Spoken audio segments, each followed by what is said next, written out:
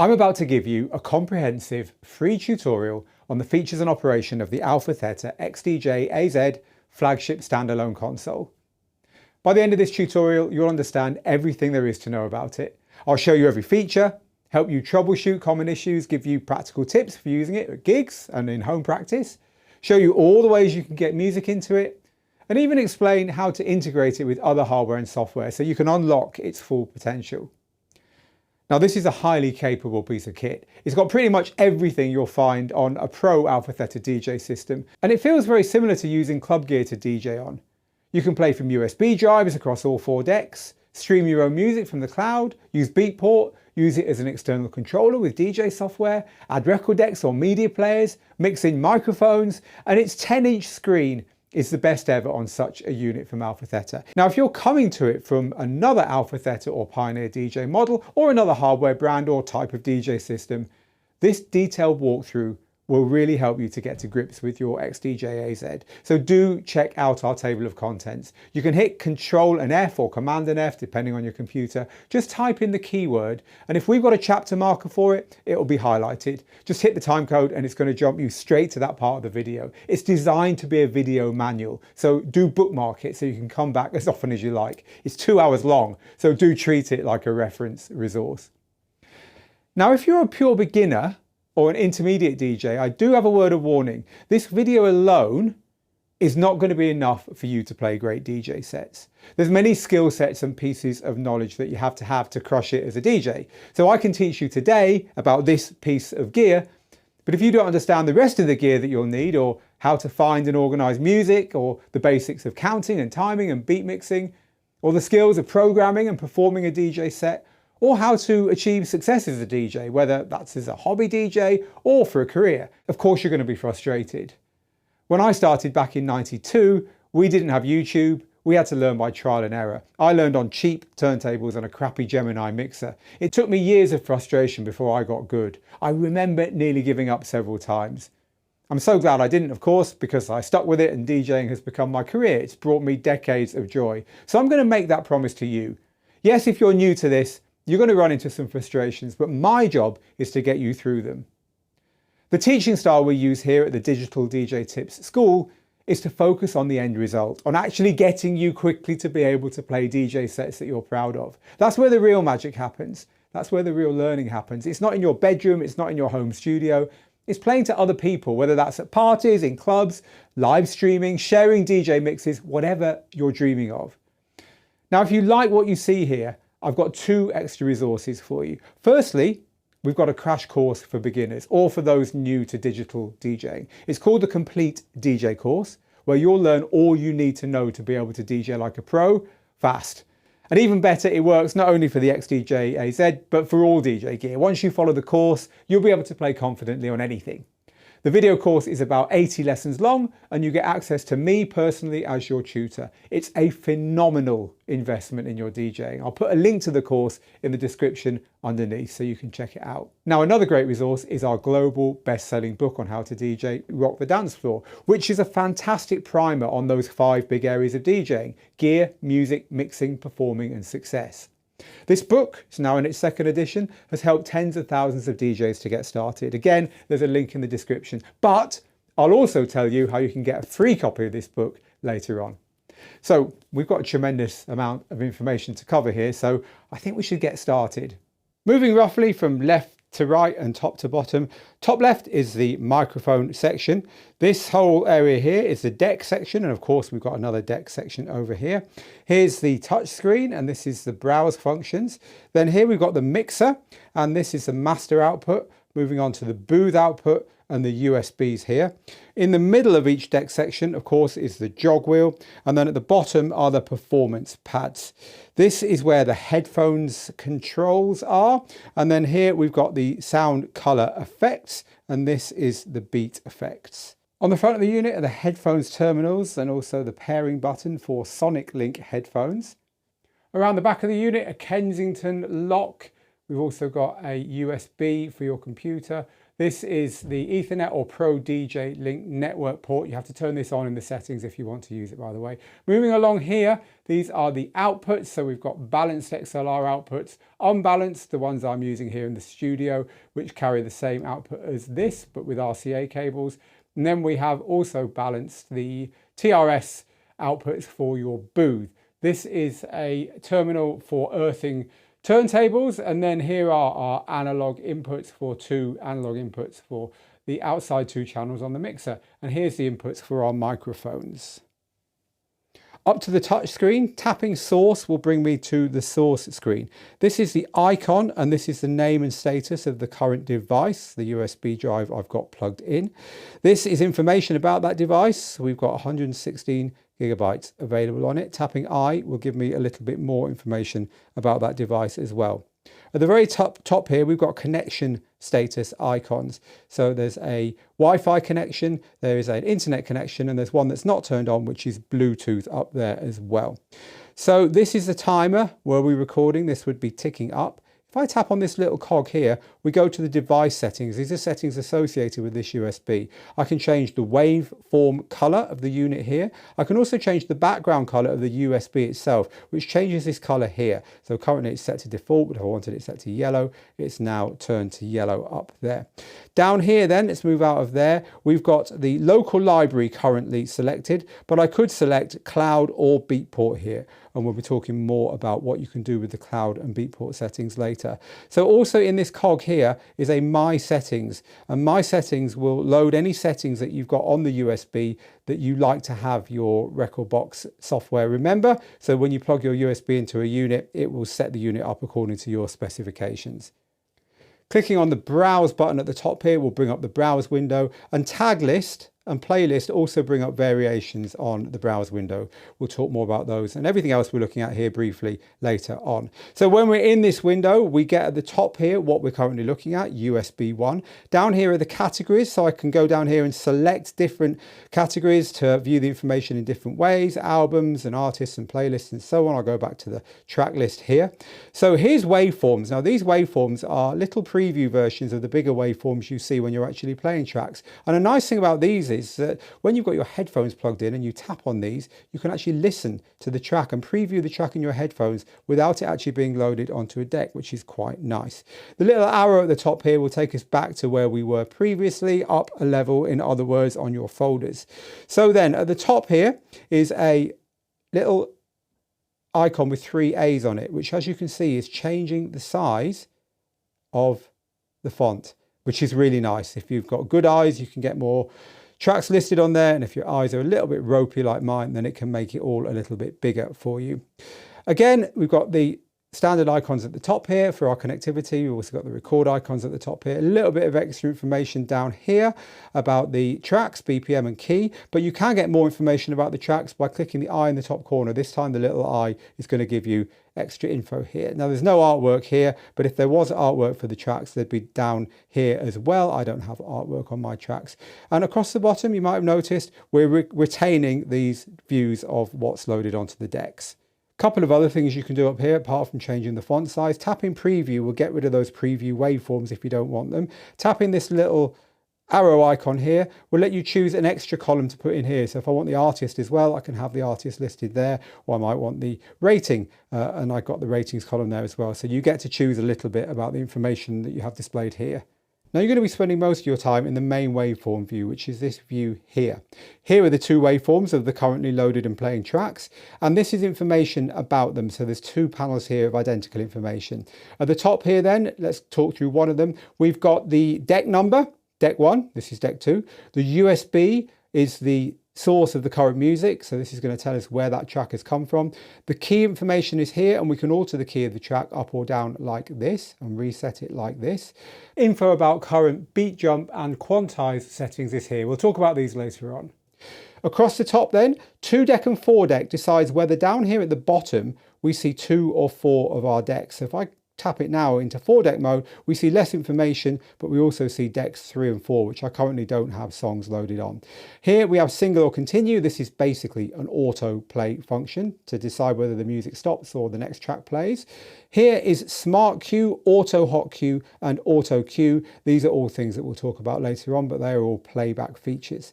So down here, we've got this little arrow here, and this hides and brings out the beat effects area here.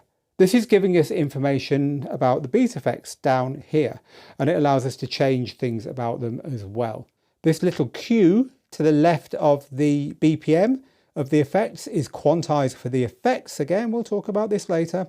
And then we've got the BPM itself of the effects. So this is the tempo of the currently selected beat effect. Auto or BPM at the top here is whether that is decided by the software listening to your music or whether you get to set that manually. And you can use the tap function to set that, which is this little button here. Again, we're getting to all this stuff. I just need to talk you around everything so that you know what we're talking about when we go into a little bit more detail later on. Here we have some extra parameters about the currently selected effect, and these zoom and grid buttons here decide what happens when we turn this. It's currently set to zoom, and that means if I turn this, I zoom in and out on the waveforms. You see this happening here? But if I set that to grid, it will let me alter the beat grids on these, and this flashes to tell me that we're in beat grid mode as well. You can also switch between those modes just by holding down on this button here. Zoom is the one that you will live in here. These panels here, there's 2 of them, are telling us what the pads are currently set to for each of our decks. So the pads here are set to gate queue. That's what this yellow button means here. And so on the left-hand side here, these pads here have got the word gate queue written on them, and it gives us extra information about the pads as well. For instance, you can see this one here is lit up. It's got the letter H and a number, and it's also lit up here because there's something set on that pad. All the rest are empty there, and they're also empty here. So if we look back to the display here, you can see that all of these pads are showing empty. But this is giving us extra information that we can't see by looking at the pads themselves. You'll notice that what we're seeing on the screen is often a mix of display information and information that you can change. So now we're going to move down to these deck areas here. These are the overall waveforms. It's a high level view of the whole track. This is a zoom in of a part of the track. This is a zoom in of the part that's marked by this line here, which is where we're currently at on that track. So this is the beginning and this is the end, and the same with this deck here, beginning and end. So the area that's grayed out is the area that's been played, and the area that's not grayed out is the area that's left. The white line there will change depending upon whether you've got the time set to remaining or to the amount that you've currently played of the track. So currently it's set to remain, and this is the amount remaining. Now the white line is showing us the amount that we've played.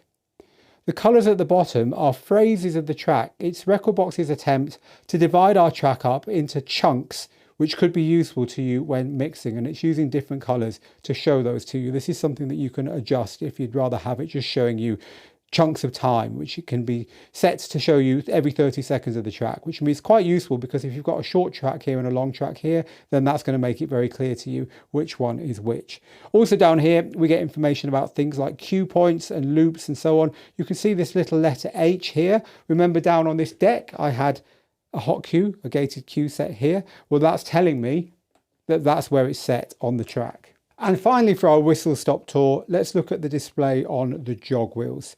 This tells us information about the currently playing track. It tells us whether or not we've got slip mode turned on, whether or not the Jogwheel is set to vinyl mode, any looping that's set, not only the fact that it's set, but the number of beats it's set to loop by, whether the sync is on for this deck and whether this deck is the master sync deck. And this orange circle here is to do with the slip mode. If I were to turn the slip mode off, then that orange circle would disappear. These little dots here are designed to help us understand where we are on the rotation of the Jogwheel, and that will go round when we're playing and backwards when we move the Jogwheel back, to give you that feel of using something that is motorized, even though the Jogwheels are of course fixed. Now we've had a whistle stop tour, let's get into actually using it. So the first thing, and this is going to save you so many problems, is to make sure you've got the current firmware on your unit. So the way we do this is first check what firmware is installed on the unit we've got. If you hold down the menu button just for a second, you're going to come to this page here and click on General. We're going to go through everything in here later on. Click on General, and this is where we can find our firmware, and it's version number 1.01 on mine. This is a very early model, and I know that the firmware is now higher than that, but there's an easy way of checking the firmware, and that is to go to the website. Go to support and downloads and find the downloads for the XDJ-AZ. There's a download link here for the latest firmware, which indeed we can see is at 1.05. You can also download instructions, but essentially what you're going to do is put the firmware file that they give you onto the root directory of a USB drive. You can use the same one that you use for your music, but the important thing is to open the USB drive and just drag it in there. Don't change its name, don't change anything about it, and put it on there. Once you've done that, make sure any computer leads are unplugged from the unit itself and turn it off. Now we're going to do something that seems a little bit strange. We're going to hold down the two buttons here where my fingers are. They're actually labeled Beat Sync and Master, but you can't really tell that when the unit's turned off. Basically the two buttons at the top in this little panel here, we're going to hold them both down and we're going to turn the unit on. And what we're going to see next is the screen will ask us to insert a USB into USB 1. There we go. So once it's told us to do that, we're going to follow its instructions and put the USB that we've prepared into there. And then you'll see that on the screen it starts to check and update the decks and the mixer. And when it's done all three things, the firmware on the unit is ready for you to go. Power the unit off, power the unit on again. And now you will have solved so many little niggles that might save you hours of time wondering why the hell your unit is not behaving in the way it should. Now, just as with any gear like this, from Pro DJ gear all the way down to the RX3 and the Omnis Duo, anything standalone requires you to prepare the music that you've got on that USB on Rekordbox software on your Windows or Mac computer. Rekordbox software is free for you to use, and the workflow is to prepare your music in here and then to export it from here onto the USB drive in order to DJ with it. Yes, you can just drag files onto a USB drive and plug them in. The unit can cope, but you'll get nowhere near the experience that's intended, and that's absolutely the wrong way of doing it. It's a very outdated way of going about it. So your job is to get the Rekordbox software on your computer, get it installed. If you're using Windows, get everything else it asks you. With the Mac, you don't need to put anything else other than that software on there, and get your music onto the USB the way that they recommend. And if you want to know more about using Rekordbox, not just for this, but for all the other things it does, like its performance mode and its edit mode and its lighting mode and all the other cool stuff it can do check out our Rekordbox Made Easy course. It's well worth getting if you think you're going to be spending the rest of your DJing hobby, career, whatever, using this platform, because it's much bigger than this individual unit. That said, there's something really cool I'm going to share with you now, because when you're DJing at home, it can be a little bit annoying to have to export music onto a USB drive to plug into your DJ console, such as your AZ, just in order to DJ, right? It makes sense if you're taking it with you on this USB drive. It's a very cool way of carrying your music around. But if you're DJing at home, then why bother? Surely you can just plug the unit into your laptop. Well, you can. And there's a couple of ways you can do that. The first way is the way we're not going to talk about this second, but we will before the end of this tutorial, which is effectively using Rekordbox as a full-on software platform. The AZ is just controlling the software. That's not really what this was intended to do, although it can work that way. However, there is another way, and this way is the intended way. And that means that you are using all of the functions of this just as if you had a USB drive plugged in, but you've got no USB drive plugged in. There's actually three ways, and I'm going to show you two of them now. The second way in particular is absolutely awesome. Plug a lead into the back of the XDJ-AZ and then plug it into your laptop. What will happen then is on your laptop you'll see this little link symbol appear at the bottom here. You have to be in export mode at the top, and you might have to restart the software in order for this to show. When it does show, click on it, and now at the bottom we've got 4 decks, and these 4 decks correspond to the 4 decks in our software. And you can see on the screen here now I've got Phil's MacBook Pro. If I click in there, this is my library being read directly from the computer software. In other words, this here is now behaving as if I was reading the music directly from a USB drive, but I could eject that USB drive. It's It's not being used. What's being used is the music on the laptop itself. That's the library that I'm currently accessing on here. That's the library I can work through and load tracks from and so on. Indeed, if I chose to load a track, and we'll talk about loading tracks and stuff so on, but for now, let's just press a button there and load a track. And this is what happens when you load a track. You'll see on the laptop screen that it's reflecting that to the bottom. This is a great way of DJing with a laptop connected directly, but it's only the first of the 3 ways you can do it. A really nice way of doing it is just to kill that cable entirely, because as long as your DJ unit is on the same Wi-Fi network as the laptop, then they'll see each other without the need for a cable at all. And again, it's pretty easy to do. You just head into the menu, which I've already shown you once. You go to network, you go to Wi-Fi, you set up your Wi-Fi in here on your current network, turn it on and log into my Wi-Fi. And now with no connection at all between the laptop and the unit, they can see each other. And at the bottom of your software screen in the unit, you'll see the link button again. And on the unit here, you'll see your MacBook's Rekordbox library ready for you to go. The final way you can do it, by the way, is by using the traditional pro way of doing this, which is the same way that is done on this gear in the Pro DJ booth with a proper network cable using Pro DJ Link at the back here. So you use this network connector here to go into a router, and that could indeed be a Wi-Fi router, meaning you wouldn't need to have any network connection to your laptop. But traditionally, that's the way you would connect up if you're going to add extra players, which we're going to get onto. But just to let you know, there's other ways of getting music into this. I think it's one of the strengths of this unit is just so many different ways of getting your music into it. And we've only just touched on it. There's more to come.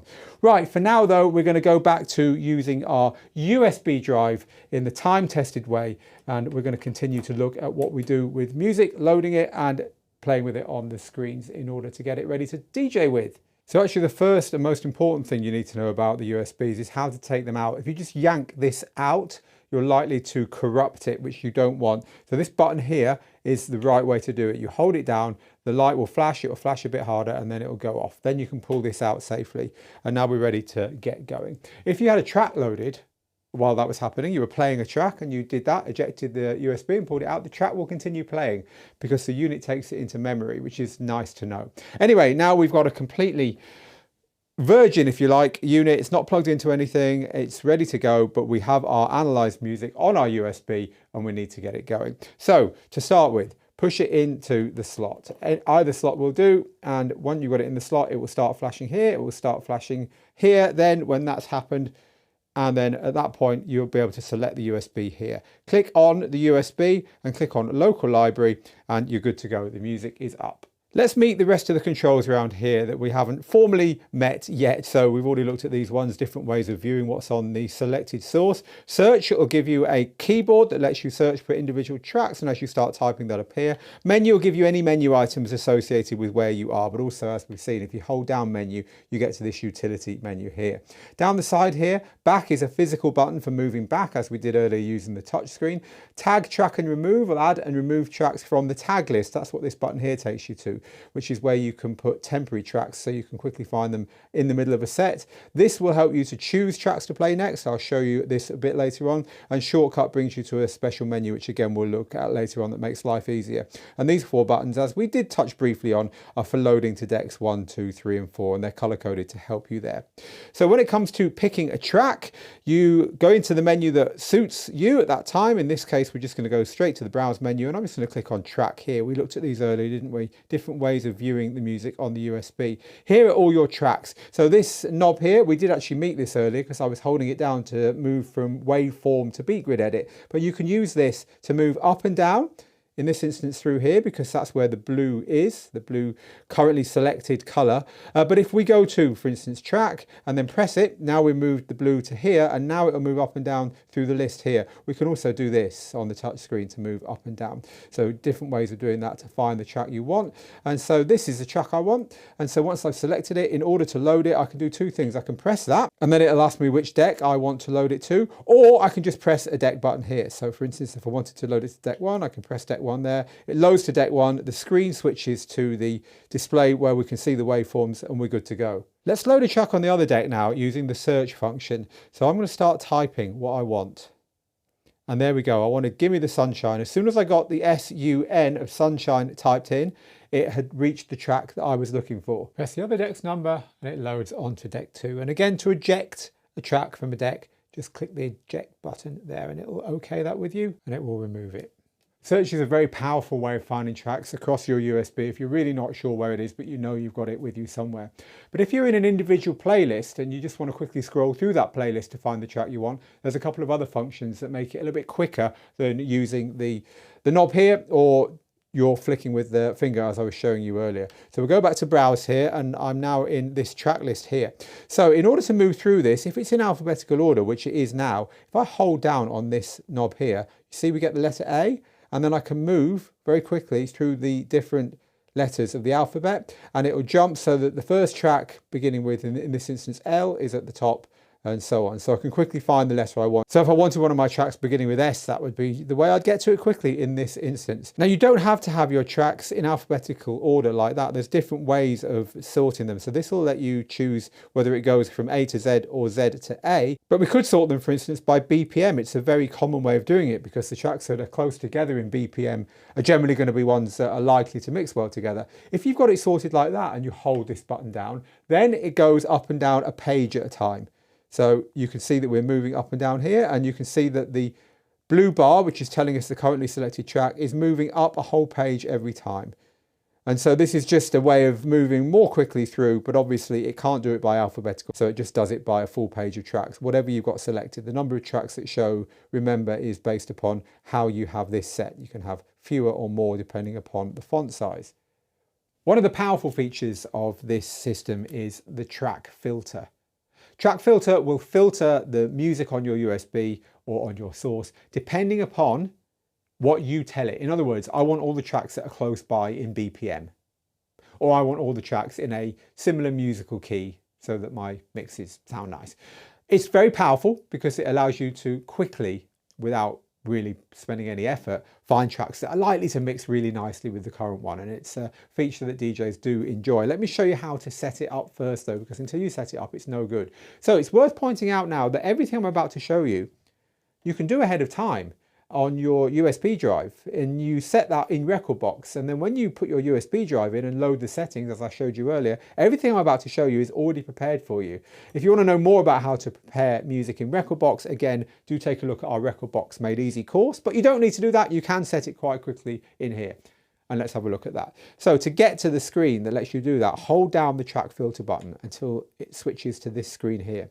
Here we can say, okay, what I want you to do is, for instance, find me all the songs that are within 6% BPM of the currently set value, 109 BPM.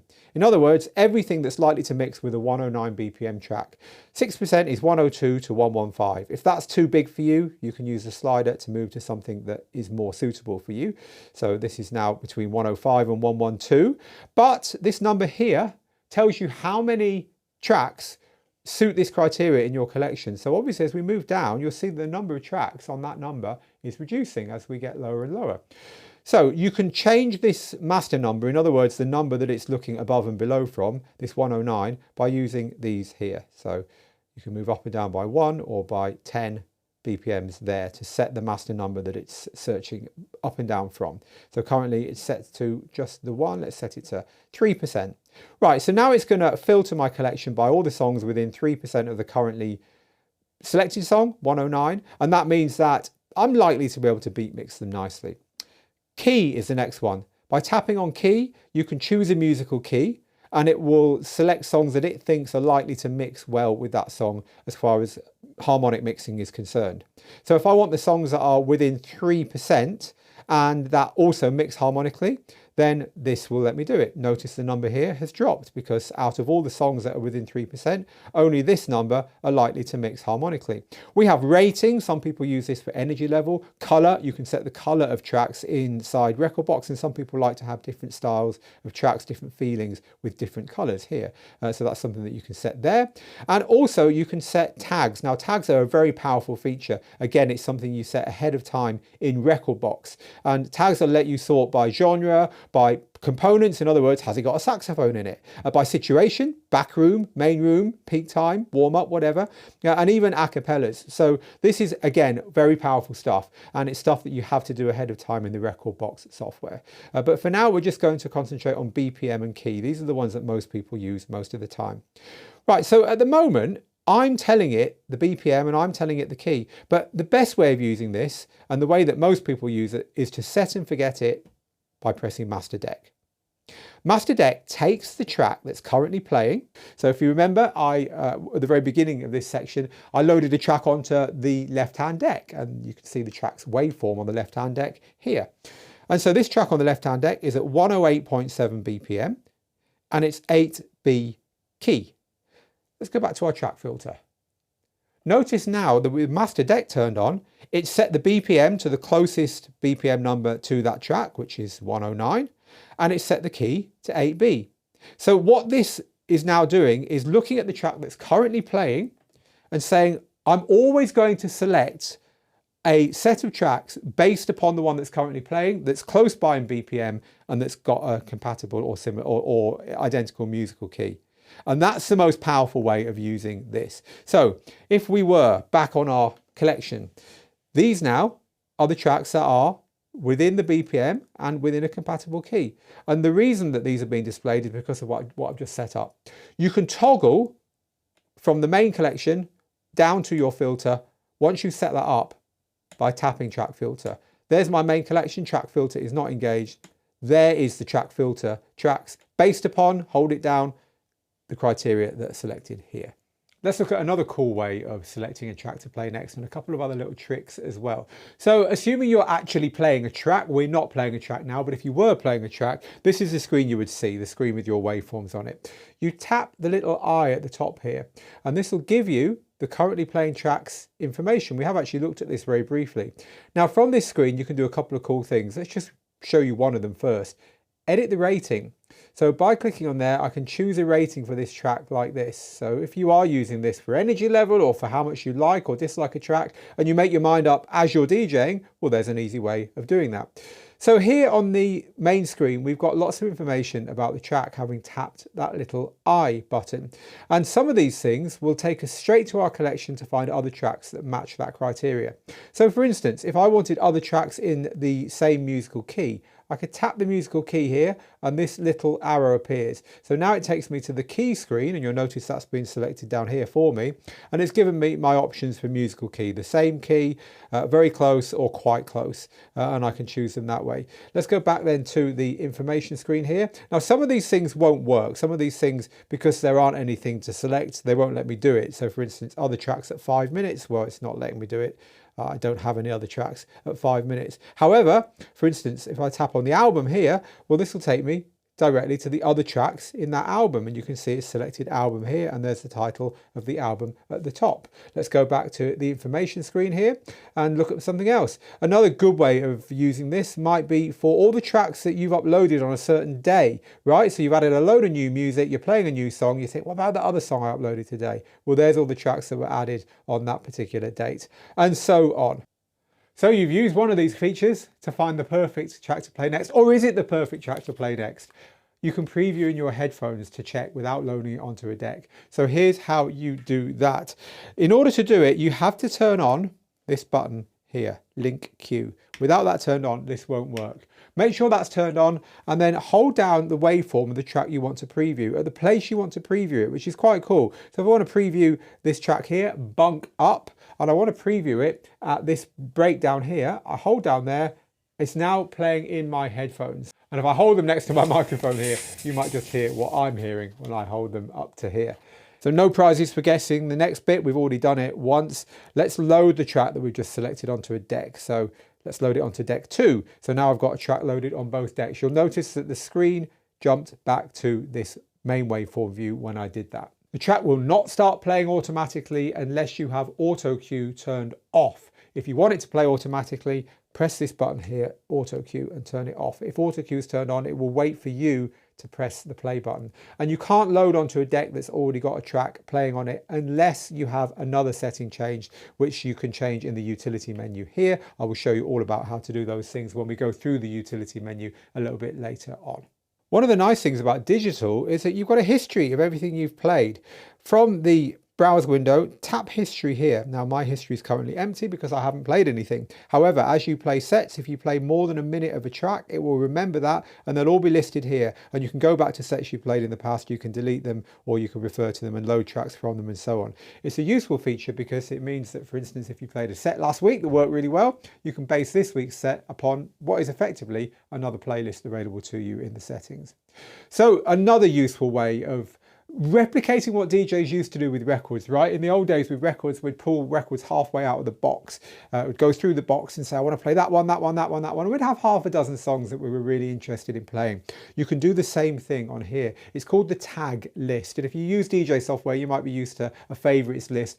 It's exactly the same concept. Let's look at how that works. So here's my music. I'm in my track list here. I can move through these tracks and I can say, look, the one I want to play next is this one here.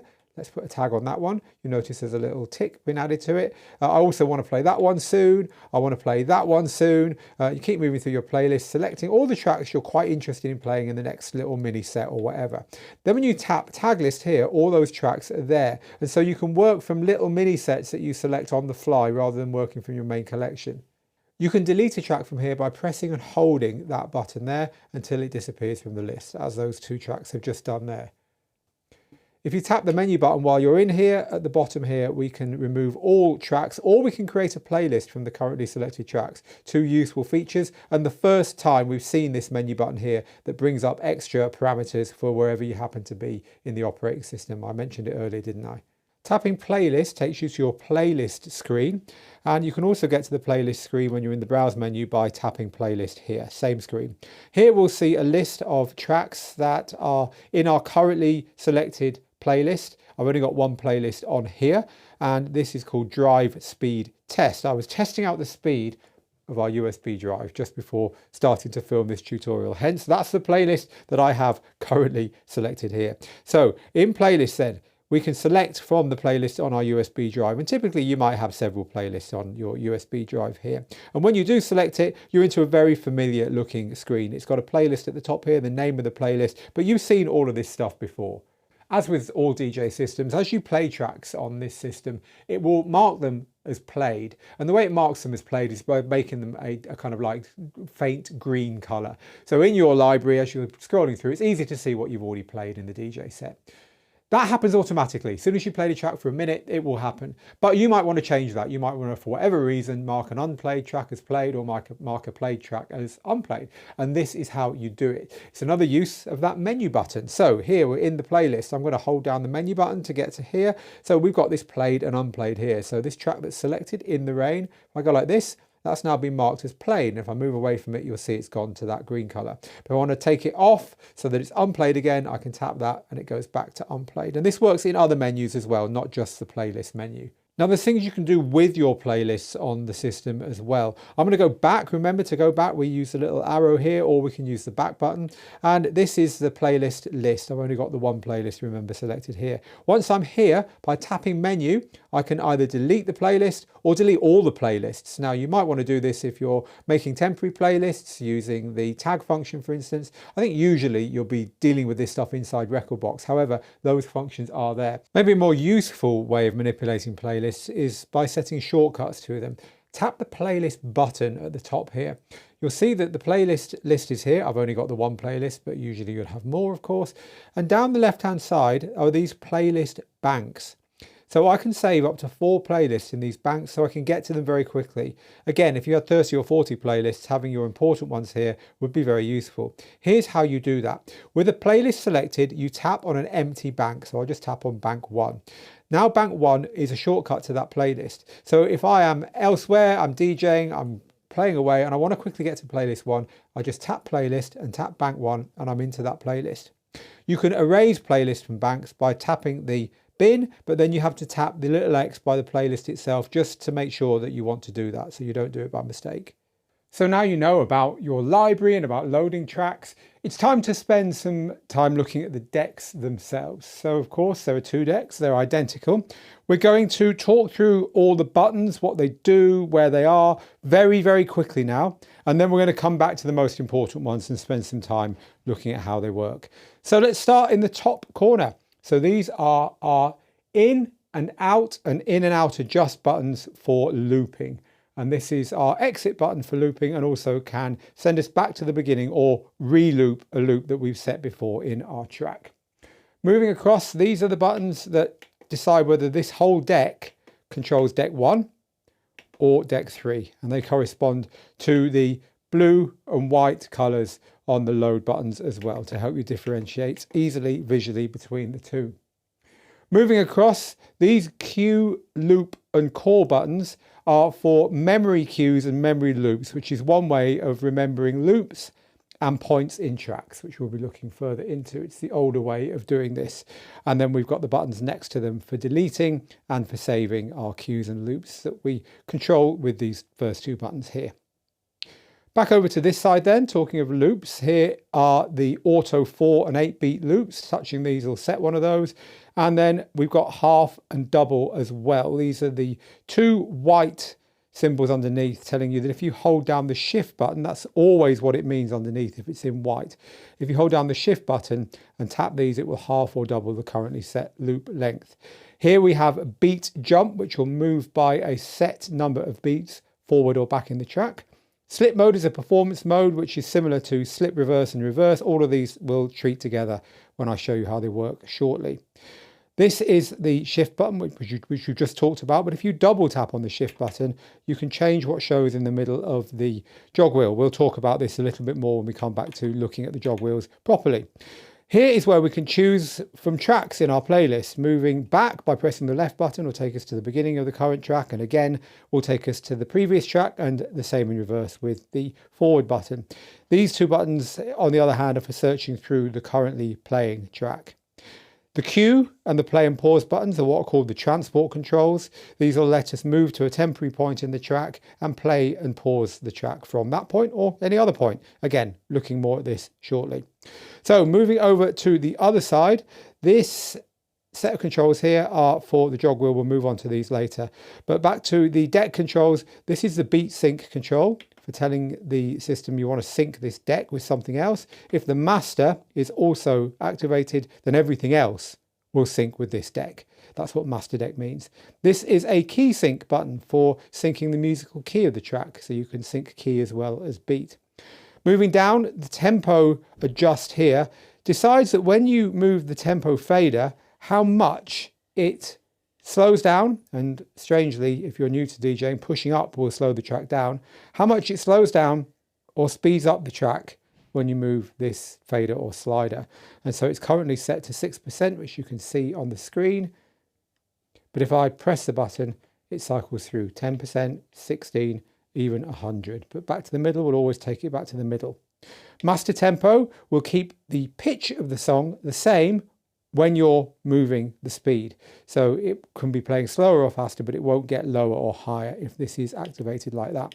Tempo reset will turn off this slider here. So even if you're all the way down here somewhere, you press tempo reset and the speed of the track will return to as if the slider had never been used in the first place. Now you know the names of all the different buttons. Let's take a look at what some of the most important ones do. Starting with the play pause button. Tap it to play. And tap it again to pause. If you're in vinyl mode, which we are now, and that's what this lit button here is telling us, when we pause, it genuinely pauses and we can't hear anything. If we're not in vinyl mode, then it plays the point that it's paused at over and over again, like this.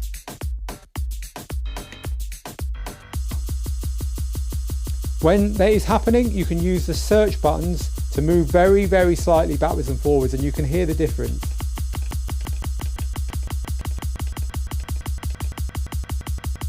This is how DJs used to control their music back in the days of early CDJs that didn't have the more modern vinyl behavior, and that behavior has carried across into modern gear, which is why that's there. While the track is paused, you can move through the track by tapping on the overall waveform here. When you get to a point, it'll pause there once your finger leaves the waveform, and you can use the play button to start and play from there as well. If the track's playing and you want to do that, you don't have to press pause. You can also just tap the top of the jog wheel and hold it while you do the same thing.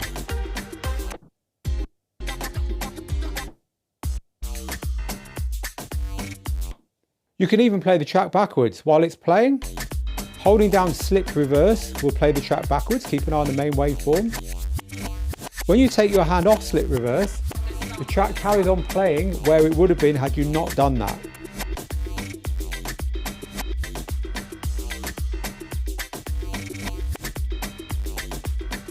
The main use of this is to stop curse words coming out through the speakers, because you can press this just before something you don't want your audience to hear. And when you take your hand off, the track will carry on as if you hadn't done it at all. However, if you want to lock the track into reverse, then you can hold down the shift button here and press the reverse, and then it will be locked on. And then when you press it again, it'll carry on playing forward from where it left off playing backwards, like this.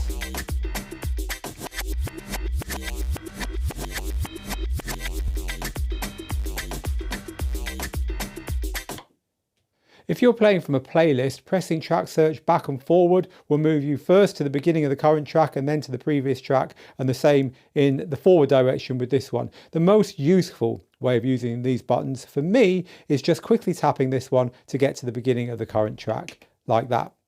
Search, on the other hand, will literally search through the current track. So it's another way of skimming through, a bit like I was doing on here, but you'll hear it as it does it. We already know what this is going to do, but let's have a demo of it now. Slowing down, speeding up, and let's set it using this button here to a very high, wide range. Slowing down so much it actually stops the track.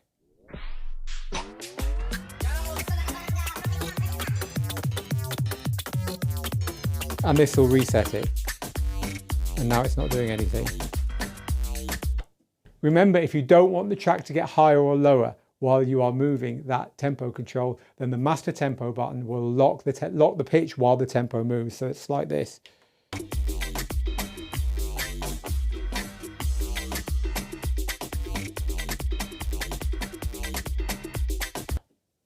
Remember that link queue button that allowed us to listen to tracks without loading them?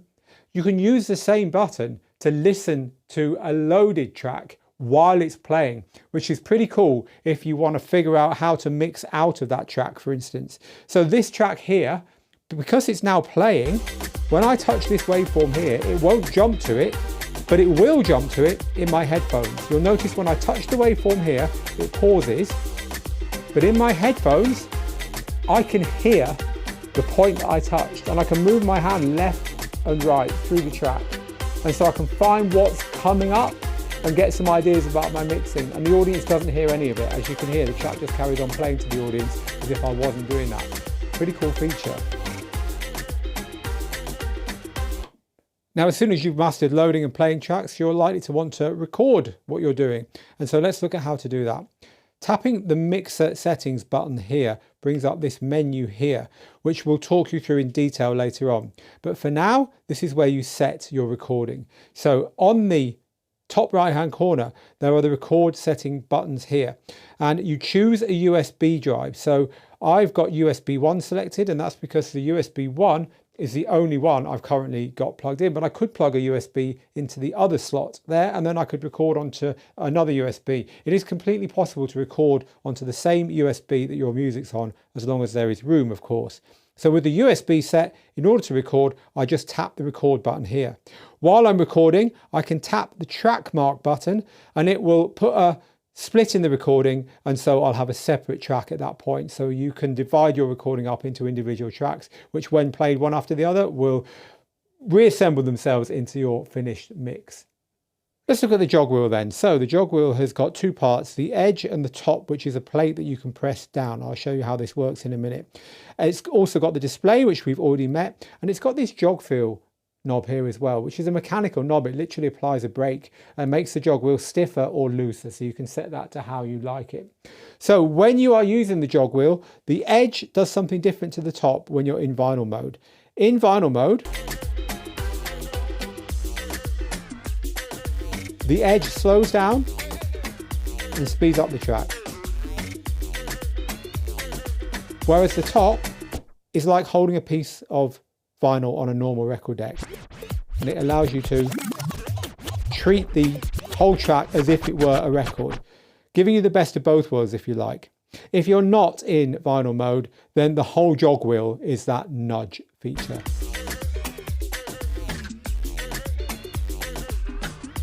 Doesn't matter what part you press. Remember the search functions?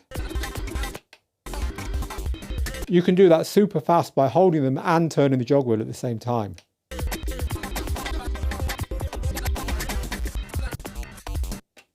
And with track search, you can search through huge playlists in the same way. And just look at the difference between light and heavy. It's a totally different feel. Good control, this one. Notice how the track is starting and stopping absolutely instantly.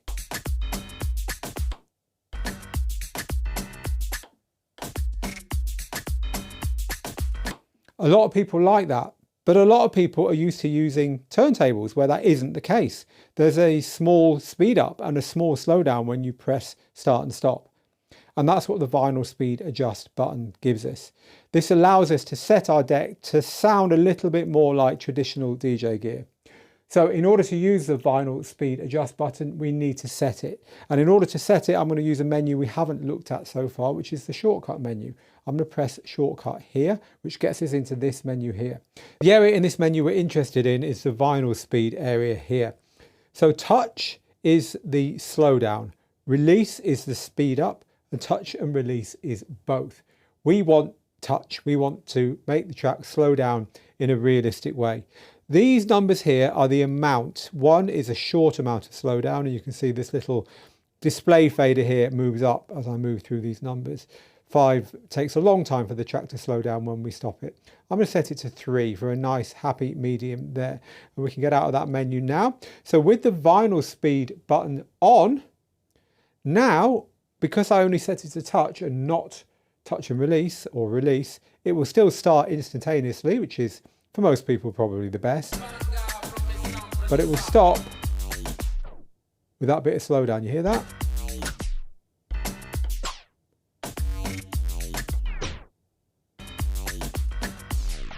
Which does sound just like vinyl should sound. Again, if you did want that to be on startup as well, then you can set those settings accordingly. Unfortunately, you can't have a different value for startup and slowdown. You have to have the same one for both, which is a bit of an oversight, I think. But hey, that's how it is. Now, one button we haven't looked at yet is the Q button. That's this button here, and of course here on the other deck. When the track is paused, the Q button will set a cue point right at the point that we pause the track at. I use the jog wheel to find the beginning of a nice beat and press Q. That's now set a cue point there. On the screen, you can see a cue point has been set. If I move it slightly aside, you can see there's a little triangle there where that cue point has been set. And that means that when I'm playing the track, I can then press the Q button to get back to that point. Now jump back to that point.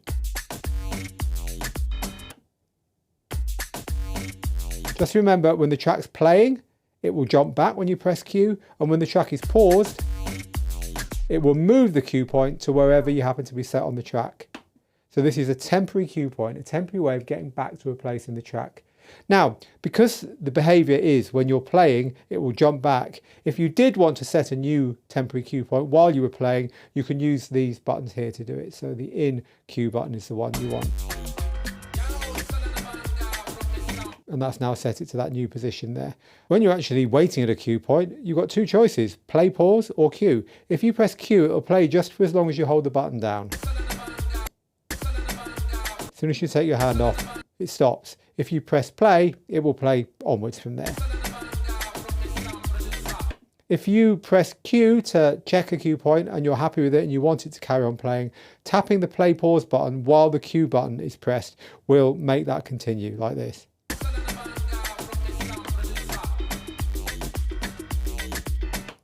Now the next thing I'm going to show you, most DJs don't use anymore because it's a legacy feature. Again, it's something that was on this kind of gear way years ago, before any of the modern features like hot cues and so on arrived.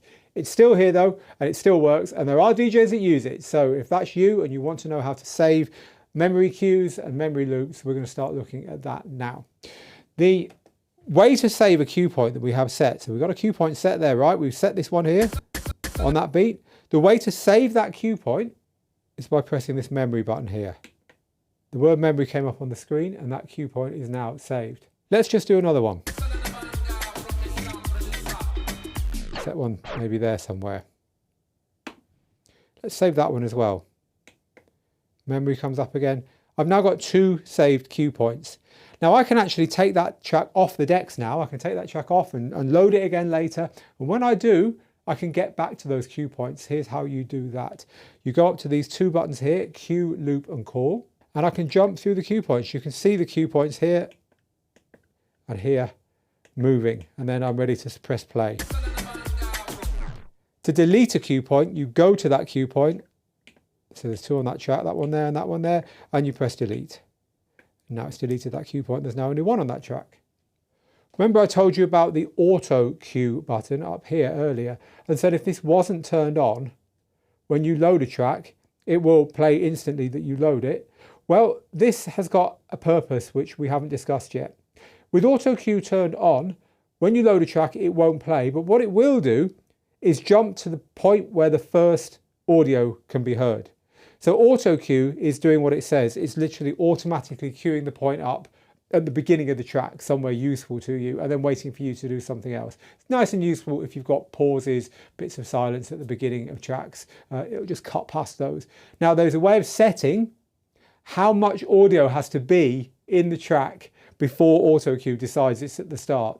So if you've ripped a load of vinyl and it's got rumble and stuff, but it's, you know, you're finding that auto cue is queuing you up when the needle hit the vinyl rather than when the music started, that's a kind of edge case that I can think of that this might be useful. There is a place where you can tweak how sensitive that is. Here's how to do it.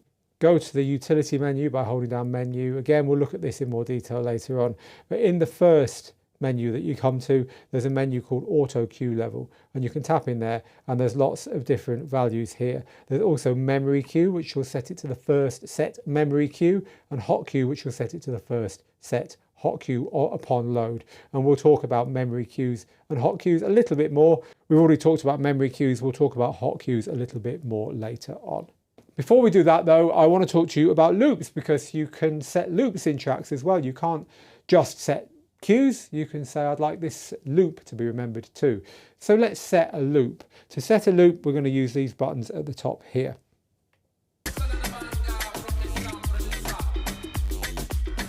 That's the start of the loop, and that's the end of the loop.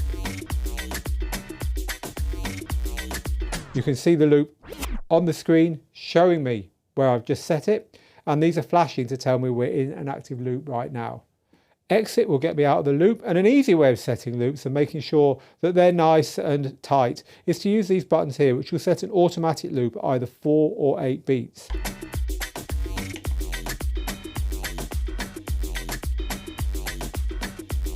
So on the screen there, you can see that is a 4-beat loop that's been set there.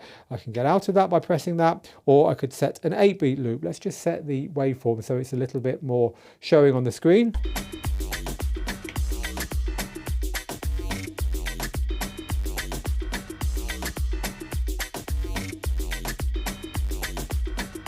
You can see that that's looping around that loop there.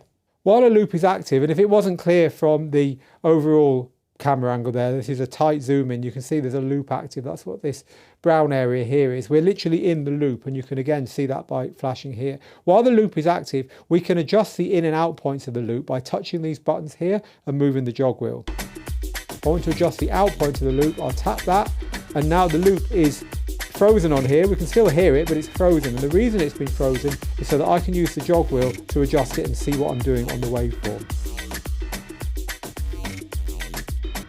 And if we take it all the way to the beginning,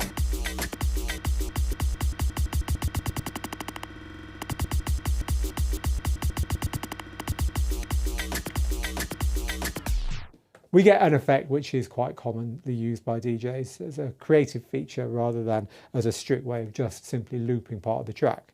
Again, to get out of a loop, press exit. Let's do another one. This time I'm going to set a 4-beat loop just by tapping the 4-beat button. Now I can halve this loop by pressing the button again, and again, and again. Exit will get me out of the loop. I can double the size of the loop by pressing the 2 times button. If you have a loop that's playing and you want to jump to the beginning of it while it's playing, let's say you've got quite a long loop playing and you suddenly want to be right back at the beginning of that, then by holding down the shift button and pressing the in button, you can do that. Let's have a look at that feature. Just set an 8-beat loop. So if I want to jump back to the beginning of this loop before it loops around like that, it loops around there, right? If I want to just jump there anyway, hold down shift and press this.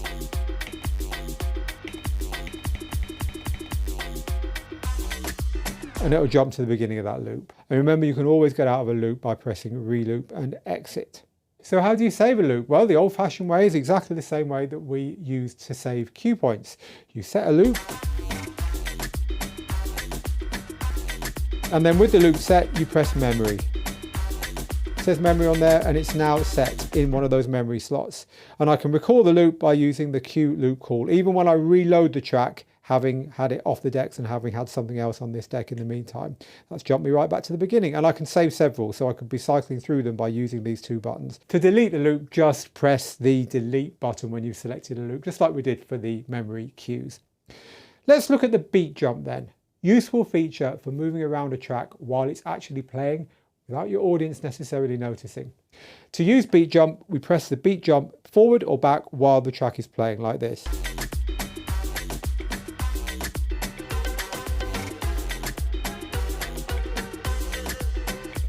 Now have a look at the waveform here.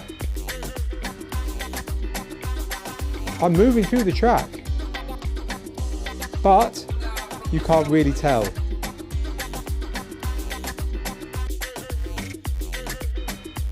And that's because it's moving through by a set number of beats. Could be 4, could be 8, could be 16, could be 32, could be 2, whatever, but it's a number of beats which makes sense. And that means that it sounds very natural when you move forwards and back through the track using beat jump. You can change the number of beats that it does that by holding down shift and pressing beat jump forward and back. So shift and beat jump forward and back will alter the number of beats that that's going by. And here on the screen, you can see that. See where it says beat jump? So off camera, I'm doing that now, and you can see I'm going all the way down to half a beat and all the way up to 64 beats. You have those different choices available to you there. Bit more info for you now about the Quantize button. Remember earlier I said it makes you sound good basically by making sure that things like cue points and loop points and hot cues are always on the beat. It keeps you in time, and it means that when you're setting these things, they snap to time as well. It's a useful button. This is the on-off, but you need to set it to the value that works for you. In other words, you need to say, look, are you going to jump to the nearest beat or half beat or quarter beat or whatever? You do it by tapping shortcut and going into the Quantize values here. It's currently set to 1, but you can set it to half, a quarter and an eighth and so on up here. If you tap the Quantize button to turn it off and on, that'll do it for everything. If you hold down the shift button and tap it, it'll do it for the deck that you've got the shift button held down on. So that lets you turn it on and off for different decks, which again can be quite useful should you want to turn it off because you're DJing with an a cappella with cue points all over the place or whatever. This is all DJ stuff we're getting into now. The Complete DJ course is your place to learn about all of this and an awful lot more. But if you are new to this, just know that these features are great. These features make digital DJing a lot more intuitive and a lot more fun and let you do a lot more than you could with vinyl, but they do have a certain learning curve attached to them. However, once you know this stuff, you know it, and it's all there on the unit. Before we move on to the big one that digital DJing brought in, can you guess what it is? We'll cover this one off here, slip mode. Slip mode is a great feature that lets the track continue playing while you do something else, quietly in the background, and then when you're finished, it jumps back to where it would have been had you not done it. You can use it for scratching, you can use it for hot cues and loops, even for play pausing the track. Let's have a go. I'm going to turn slip mode on. So So now when I do something, like for instance scratch, the track will let me scratch, but then it'll carry on from where it would have been had I not done that.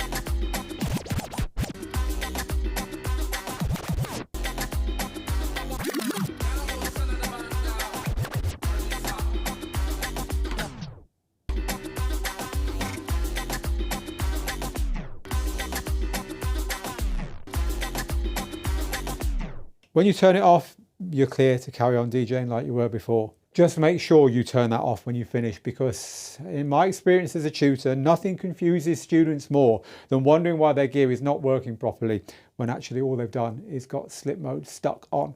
Right, that big feature, of course, it's sync, right? Sync is the thing that has totally changed DJing for the better. And so where is it? How do you use it? The sync buttons, we've already spotted them. They're here and here. You need to use them together, otherwise there's no point. You sync one thing to something else, right? We've only currently got one track loaded. So let's go and load another track. Let's load this one here. Let's put something that's a slightly different BPM. That one there will do. Let's load that onto deck 2. So now on deck 1, we've got a track which is 107.8 at the moment, and deck 2, 105.2. In other words, these two are not synced. They will not play nicely together when we mix them. Simple solution then, tap the beat sync button. So when I tap the beat sync button, this deck here moved to this deck here because this deck was set to the master deck. In other words, this deck was the one that copied what was going on over here. They're now both at the same BPM, which means they're going to be much easier to beat mix. Now you may ask yourself, if the sync button is changing the tempo of the track, what happens to the fader? Because the fader doesn't move, right? And this does bring in an issue, because if you turn sync off and you want to control the deck manually, then it's not gonna play ball. The fader's in the wrong place. So the second you touch it, who knows what's gonna happen? They've thought about that, and this is the way you get around that. So on the deck, we're gonna turn sync off. So sync's no longer engaged on this deck, but the fader is not where it should be for the 107.8 BPM that has been matched to this one. So in other words, nothing's going to happen. See, we're moving the fader here, but nothing's happening. And the reason for that is you don't get a big jump in the playing track. You don't want that. So we need to move the fader to where it would have been had we set it manually to this BPM, which is a bit past. The original BPM is down here, so a little bit higher. Bang! You see it all took over there? Now I've got control again. So if you're finding that your faders are not working and you've had sync on, but you've turned it off, then the reason is that you need to move the fader of the deck to where the BPM would have been had you set it manually with the fader and not used the sync button to do it. I hope that makes sense. Again, there's a lot more in the complete DJ course about using sync and about using Quantize and about using all of these digital features. This is where I'm showing you where they are on the unit, and I'm explaining things that people always worry about and think is broken, because it's not always intuitive how this stuff works. Right, so let's move on to a feature called instant doubles. Instant doubles will take a track you're playing on any deck and put it onto another deck instantly, doubled up. In other words, the same speed, the same place, the same everything. It's the same track. It's a body double of it, playing at exactly the same time. It's a useful creative feature. It's very easy to do. Let's get this new track playing that I loaded, because the old one's very near the end. So this is my new track that I just loaded. If I wanted to play this track on this deck and I want it to be playing at the same speed in the same place, to do it, I just double tap the deck I want it to be on. In other words, in this case, we're set to deck 1 here. So if I double tap deck 1, you'll see that it's now loaded and it's playing at the same speed. So I've now got 2 copies of that track playing, and there's one, there's the other. And I could start to do creative stuff with 2 copies, which again is DJ stuff, not gear stuff. However, that's how it's done. You can also get instant doubles by holding down the beat sync button. It does exactly the same thing. So whichever one is easier for you for the deck that you're currently on. Now the next feature we looked at a little bit earlier. Now I'm going to show you it. A lot of the things we just looked at, things like the sync button, things like loops, things like cue points, things like Quantize, they rely on you having something called a beat grid on the track. Now, preparing your music in Rekordbox will give you that, but sometimes the beat grid isn't quite right. The beat grid are the lines that are drawn over the track. Let's have a look at a track here to see what we're talking about. So if I zoom in a little bit here, you'll see these lines that are drawn here, right? So let's just eject one of those so make it easier for us. So we've just got one track here. So see these lines? These are marking the beats and bars. The line here that's orange, it's probably quite hard to spot, but this is an orange line here, and these are white. It's marking the beginning of a bar of music and the beginning of a beat of music.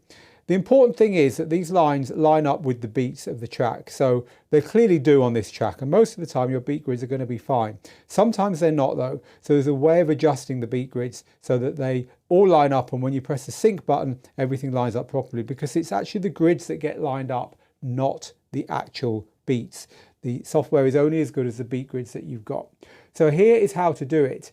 So you press down, this is a bit we've already looked at, press down and hold this, and we go into beat grid mode, and we get these controls at the bottom here that let us adjust the grid. Turning the knob in this mode will move the whole grid left or right. You have to turn it quite a lot to get any movement, because these are always fine adjustments. But you can see the grid is now not on the beats, right? The beats are represented by the louder bits, the wider bits on the waveform. So if you see your grid is slightly out, and if you press the sync button and it doesn't sound right, this could be the easy fix. Just head in here and you can zoom in and get these nice and tight. Now also we have half and double. So if your BPM has been guessed at double or half the BPM it should be, this is the main one. This is the main error that you get, is that it thinks a hip hop track is like a jungle track or whatever. So the way of correcting that is just to go in here and click that, and then they will all just double or half, and they'll stay on the beat. Everything will stay right, but it means that the BPM is now correct for that particular track.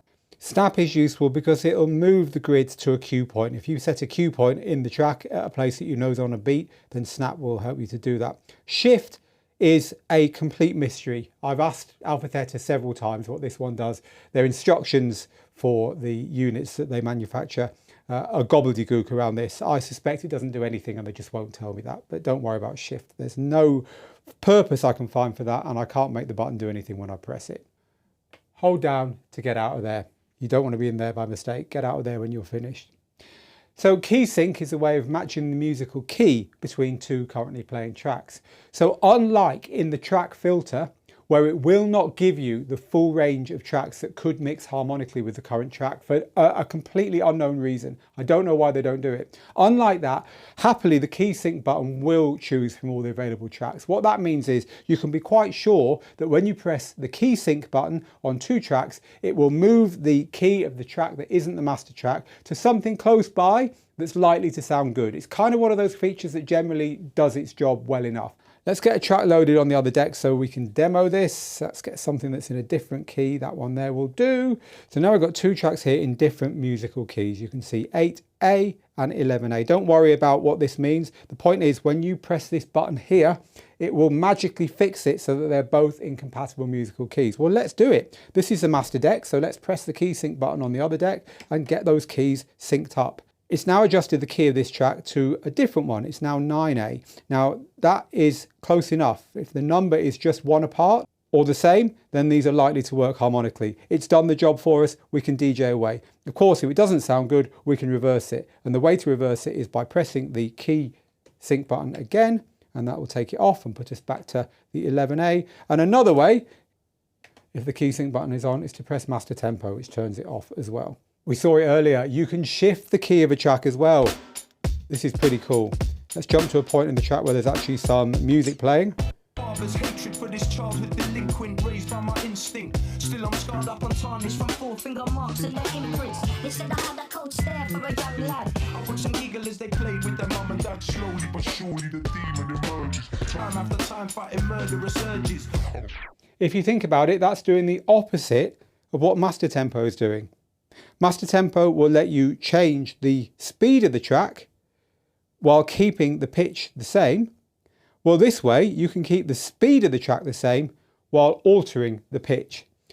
It's a really cool feature, and this is the first standalone unit like this, apart from the Opus Quad, but it's the first standalone unit in the club layout that has had this added. It's been on CDJs since the CDJ 3000. It's never been on one of these. It was the big omission on the RX3 that I really wish they'd included. Well, the good news is that it's included here.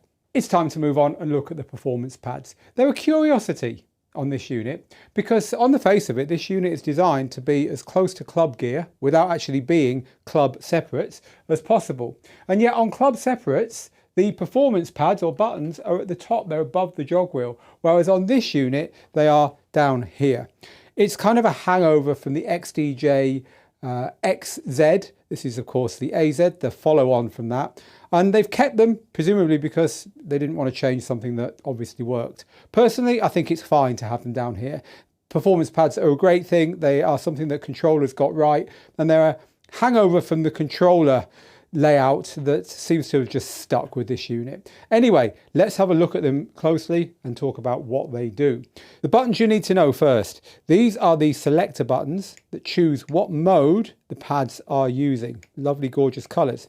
So you've got hot cue, beat loop, slip loop, and beat jump. But underneath, remember, anything written underneath is accessed using the shift button. By holding down the shift button, we can get the secondary functions. So this is gate cue, this is beat loop 2, this is key shift, and this is beat jump 2. So 8 functions, but really 2 of them, 3 of them really, are very close to the same function. Hot cue and gate cue are very similar. Beat loop and beat loop 2 is just more of the same, and beat jump and beat jump 2 is just more of the same. However, there's a few things we need to talk through here. Let's have a look at what they all do. Starting with hot cues, remember I said earlier that the memory cues are kind of an old-fashioned way of setting cue points. This is the new way, hot cues using these buttons. But they work in a very similar way. So let's go to the beginning of this track. Let's set a hot cue right at the beginning of this track.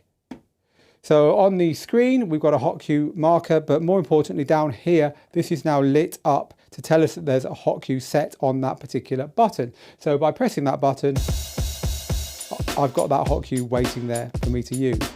So I can set more hot cues. I could set a hot cue here on that one if I want. There's another hot cue. Go back to my first hot cue. If I want to delete my hot cues, I hold down Shift and press the hot cue I want to delete. And just like the memory cues, these are saved with the track. When you load the track again, any hot cue work you've done will remain there. For loops, it's very similar. Let's go to a nice beat there, and let's set a 4-beat loop at that point. There's a 4-beat loop set up here.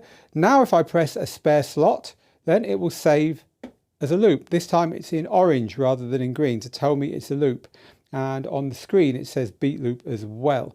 But this is now saved in just the same way. I can load the track again and this will be waiting for me to use. So if I get out of that loop here and press play, to get back to the loop, I just tap on it.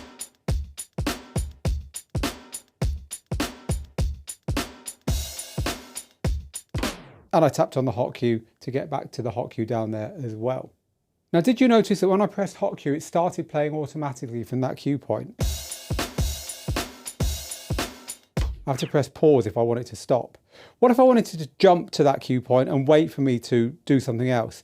Well, that is gate cue. And to get to gate cue, because it's a secondary function, I press shift and hot cue. It keeps the same cue points and keeps the same loop points, but now they're going to wait. So in other words, they're behaving like the memory cues that we saw earlier behaved. And it means that if you do want to carry on playing from a hot cue in this position, you have to press play like that, unless the track is currently playing, in which case it will play from there. In other words, if the track's paused, the hot cue's paused, or the loop is paused. If the track's playing, the hot cue or loop are playing, as opposed to being playing all the time if you're set into this mode here, the normal hot cue mode. Many years ago, this gear was very slow. And what that meant was that when you loaded a track, you had to wait for all the hot cues to load and all the loops to load. And there's a feature that kind of hangs over from that called automatic hot cue. It's turned on by default, just don't turn it off. What that means is it's going to load all the hot cues when you load a track, which is exactly what you want. Unless you're using gear that's years older than this, which you're not, you just have no need to worry about that. So if you wonder what that feature is, that's what it is. Don't touch it, there's no need to. Now there is a super cool feature on this unit, which is called a hot cue bank. A hot cue bank is where you have your favorite hot cues that can be across different tracks, loads of different tracks. And you can load a whole hot cue bank in here. And then instead of jumping around one track, you're jumping around various tracks. It's super, super creative. You can't do any of that on here, as in you can't set any of that on here. It has to be done in the Rekordbox software when you're preparing and when you're exporting to your USB drive. So if you want to know how to do that, again, our Rekordbox Made Easy course tells you how to set those. But if you're a DJ that likes to do mashups and likes to chop up and likes to use samples across tracks, that is a feature that you're really going to love using on these pads. So do figure out how to use hot cue banks in Rekordbox and how to get it onto your USB if that's something that interests you. Once you have set them up, you access them from the browse window in the software. Back to the pads then, and beat loop. Beat loop is a way of looping the currently playing track that's a little bit more intuitive than using the loop controls we've learned so far. Let's get the track playing.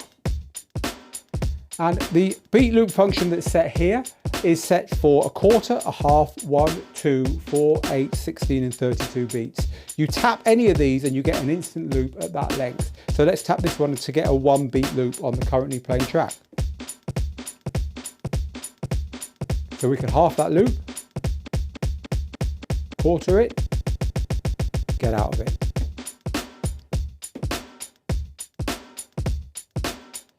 In the other direction then, 4 beats, 8 beats, 16 and 32.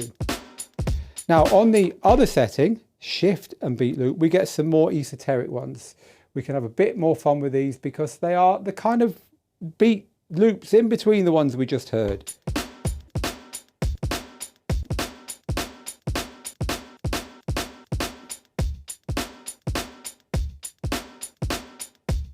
They can radically alter the beat because they use thirds and halves and so on to do stuff which is a bit more creative. So beat loop is generally this setting here. It's going to be the most useful, but do know that there's another one there if you want to try something a bit more out there. Let's look now at slip loop. So as you would imagine, you've got the slip, which we've looked at on the button on the unit already, and you've got loop. They all exist in other areas. This is just another way of controlling them and a way that some people find more intuitive. Slip loop is a way of doing cool things with loops while the track continues to play underneath. When you're done, the track will be where it would have been had you not done it. To go to slip loop then, we click the slip loop button here and it all lights up in blue. These are the main ones and it's telling you that these are going to do something a bit wackier, hence they're in a different color. So slip loop, like with the other loop controls, as you move along, you're getting double the loop value or half as you move this way. But they are smaller values to start with because that's the most useful thing for this particular feature. So let's start a track playing. So with slip loop, this one here, for instance, is a quarter of a beat. And while I hold it, it will do a quarter beat loop.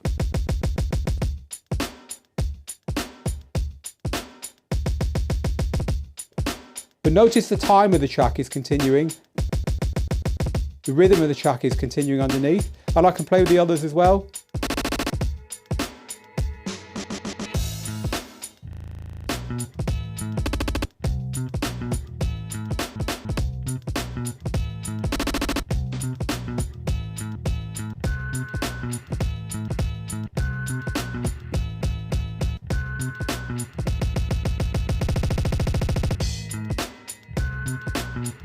And then these two are a little bit wackier.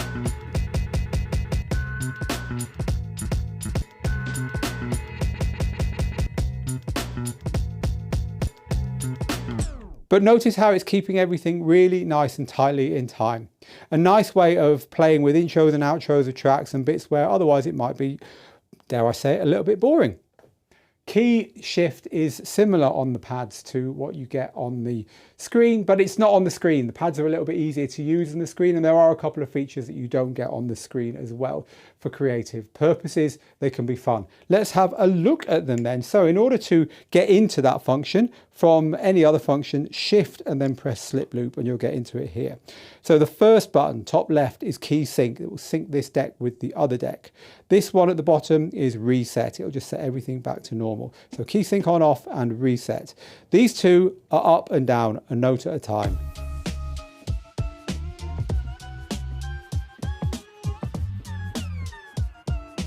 Remember, reset. These are musically relevant jumps, but big ones. So this is +7 notes. Reset. And this is -5 notes. These can be fun to play with when you've loaded 2 copies of the same track, because you can get some instant harmonies going on if you use instant doubles, for instance. And these are even more extreme, a whole octave up and a whole octave down. And finally, beat jump. Tapping this will get us into the first beat jump mode. The red, orange, orange and red are just colored like this because they're pairs. So these are half a beat forward and back, 1 beat forward and back, 2 beats and 4 beats.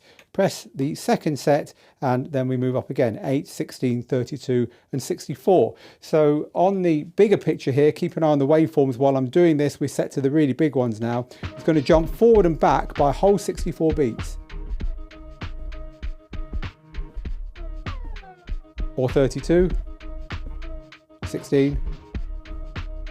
But notice how musically it still sounds good. And then we can tap that button again to get back to the much smaller amounts.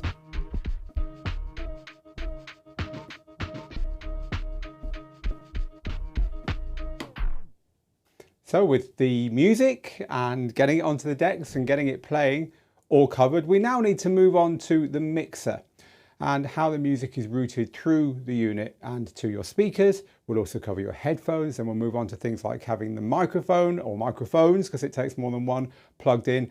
And then we've still got to cover both types of effects, the beat effects and the sound color effects, and all those settings that we've just glanced at.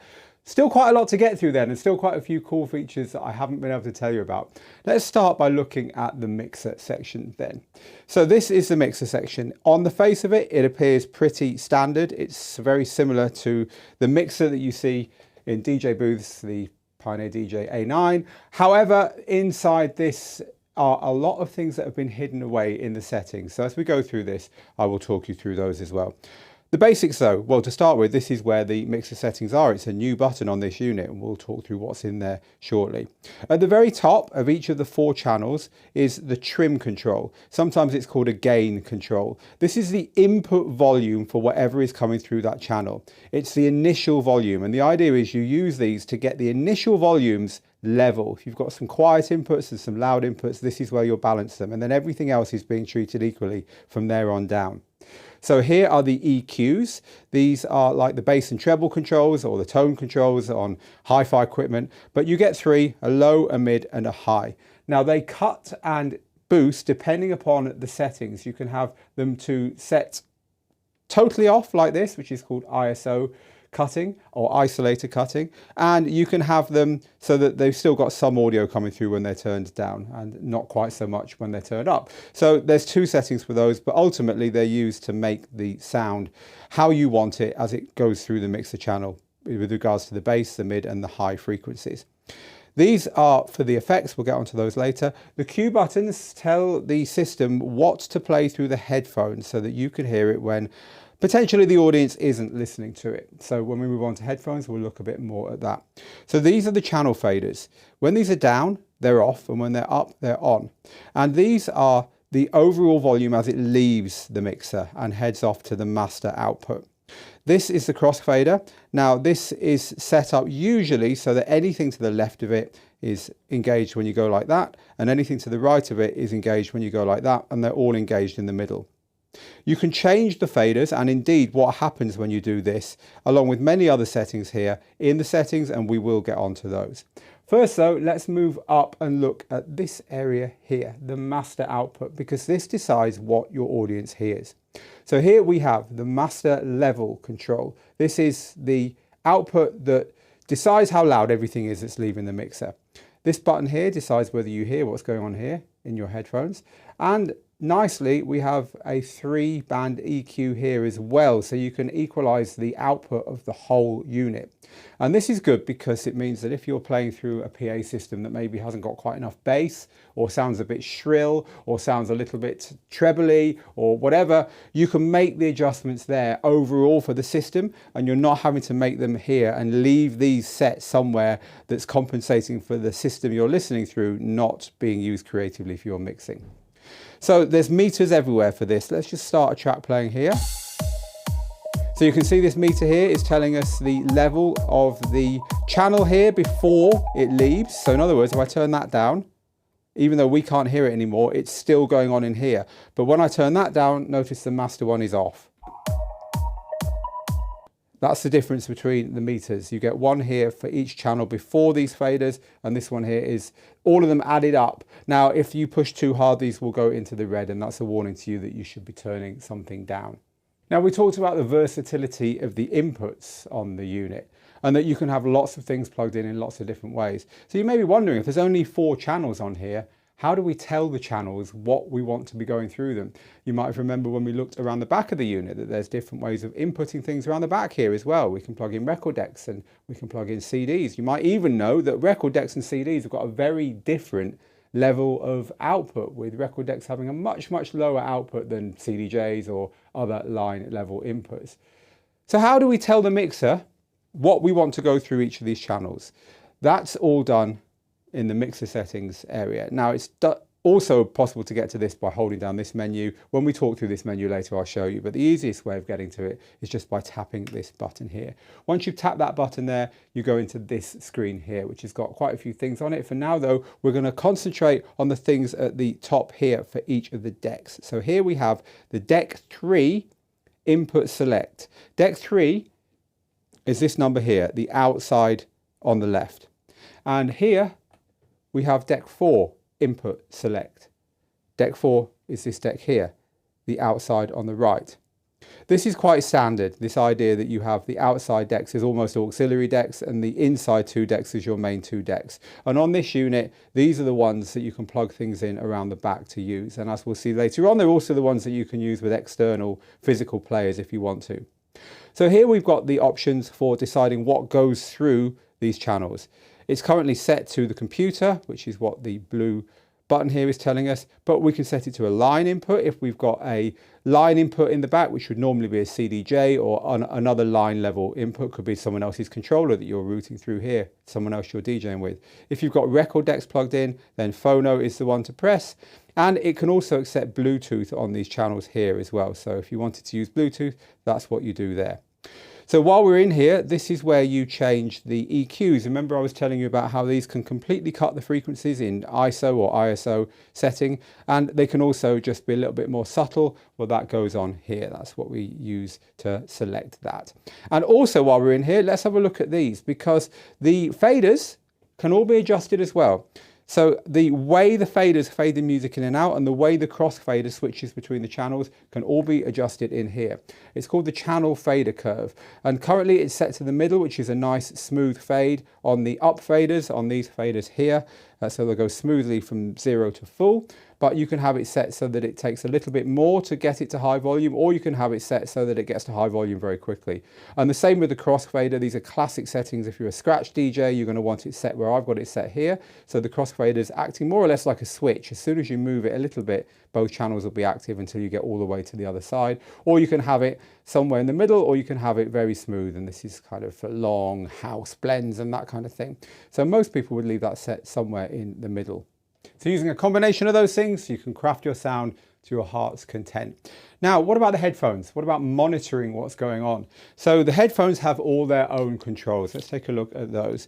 Here we have the headphone section. We've already looked at link queue, which is how we can listen to songs ahead or behind where they're currently playing, or even when they haven't been loaded. But these are the main controls for the headphones. So the mix decides whether what you hear is the sources that you've got a queue button active for, like this, only, or the master output only, or some mix of the two. Some DJs like to DJ with a mix of the two going on so that they can hear whether what they're bringing in is in time with what's going on in the speakers and what's going out to the master output. Other DJs will have a speaker near them which they'll use to listen to the master output, and so only want this set to queue. So you then have a balance going on between a headphone typically held on one of your ears and the other ear listening to the speaker in the room. Whatever you set this to though, you're going to want a volume control, and that's what this is here, the headphones volume control, so you can get that how you want it. And yet more DJs like to listen with something called split queue, which is available here in the settings. Mono split will set the headphones so that you can hear the master output on one headphone and the cue output on the other. So it's almost like when you're wearing your headphones, it's almost like you've got a speaker to your left and you've also got to the right what you would be listening to in the headphones. It's on pro mixers, it's often not on DJ gear like this, but it is on this being a high-end unit. So all the options that you would expect for headphones are there. And you might have spotted there where we were looking here in the settings that we also have the link preview volume as well. So when you're using that link preview feature that we looked at, you haven't got a volume control for it outside of here. You need to go in here and set it on here to something that suits you. Now my headphones are traditional wired headphones here. You've also got a socket here for the larger plug if your headphones have that, but you also have a pairing button here. And this is for the SonicLink headphones that are now being sold by the company, by AlphaTheta. This is a pair of their SonicLink headphones. It's the XDJ-F10. And this is the only unit at the time of recording this tutorial that works natively with these. In other words, by pressing the button on the front there, I can link to a pair of these and have extremely low latency, wire-free DJing, which is pretty cool. There's just a couple of things that you need to do in order to get that to work. And the main one is to go into the settings by holding down menu, and then to go into the mixer settings and make sure that you've got the SonicLink switched on there. When the SonicLink is switched on, if you've got a pair of headphones that you've previously paired with the unit and you turn them on, it will just link. If not, you hold down the pairing button on the front here, and then you hold down the pairing button on the headphones themselves. There's obviously instructions provided with this brand of headphones. When it's paired, you'll never need to do that again. They'll always remember the unit and the unit will always remember them. It's pretty cool. It is a good feature of this, and it's something that if you want something unique that's only on the AZ, you might want to think about buying a pair of these as well to complete your purchase if you like. So if you're DJing at home, you've probably got your speakers plugged into these sockets here, but these sockets here are a professional master output for plugging into PA systems and so on. And if you are plugged into a PA system that's a little way away from where you're DJing, you're probably going to want to use these as well, which are the booth outputs. These are the sockets that you'll plug in your leads for the speakers that are right there with you in the DJ booth and that give you your own personal sound system that makes everything a lot easier when it comes to DJing, mixing and so on. They have their own volume control, and their volume control is this one here, the booth level control. If you have a microphone or microphones, because it can take more than one, well, they plug in round the back as well. This is a standard microphone cable and that will plug in there, but you can also plug in TRS microphone cables there as well. That hole in the middle will take that kind of microphone. Either way, it needs to be a dynamic microphone because there's no phantom power there, and also condenser mics aren't the best for using with DJ gear and in that kind of environment. Anyway, this is a classic Shure SM58 that I have here and that I've had for decades. So your microphones plug in the back. Where are the controls? They are on the top left. Turn a microphone on or off like this, but you can also push to talk. Just keep it held and it'll flash, and when you take your finger off it, it will stop. So you've got both toggle and momentary there. Takeover will dim the music when the microphone is being used, and when you stop using the mic, it will come back up to full volume, and you can adjust how much the music is turned down with this in the utilities, which we'll look at shortly. These tiny little lights here indicate a signal and also whether your signal is too high and therefore distorting, and these are the level controls that let you control this. And then you've got a low, mid and high for each microphone as well. One of the big issues with microphones in loud environments, of course, is feedback, is that high howling noise you hear when a speaker is too near to the microphone. And there's an easy way of dealing with that in this unit. So you use the mixer settings to do that as well. Tap that button to get into them. And in here, you'll see at the top a feedback reducer. So you can try light, and if that still doesn't do it, try heavy. Obviously, the more feedback reduction you put in, the more it affects the sound quality of the microphone. And while we're here, you can feed the microphone through the effects, which we're getting onto very shortly. And you can choose whether one, two, or both microphones feed through the effects. And you can decide whether the microphone output is recorded when you're recording your set. This can be really useful if you're recording a DJ set and you don't want all your shout outs to the crowd to get in the way of what you're recording. You can just turn it off in there. Finally, for completion's sake, just while we're here, this is where you decide whether each of the individual channels bypasses the crossfader or goes to the left, which is A, or goes to the right, which is B. So we reached the effects, always a favorite part of these tutorials. On this unit, we have two sets of effects. You have the sound color effects, which are the ones that are switched with these controls here and then controlled with these controls here.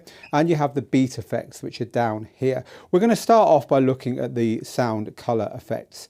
So the sound color effects are switched using these buttons here. The one that you have selected flashes.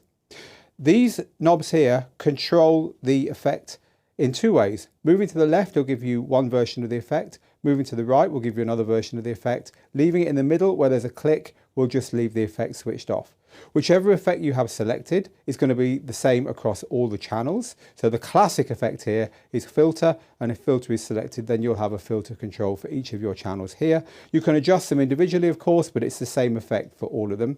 This knob here gives you even more control. Generally, it's an intensity knob, so if you have it down at the far left, you'll get less of the effect. If you have it up to the right, you'll get more. I've kind of simplified that a bit, but it has a click in the middle, which is a good place to leave it generally, and then you can play with that later when you get used to the effects.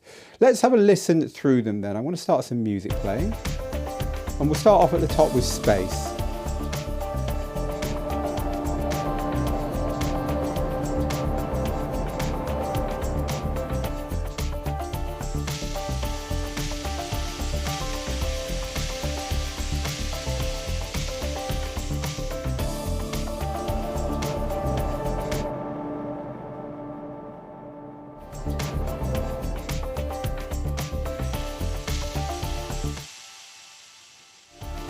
So space is giving you a kind of echo effect. In fact, it is a reverb, and it's giving you that reverb with a little bit more added to it to make it sound a little bit better than just a straight reverb. It's a popular one. The next one is actually my favorite, the dub echo.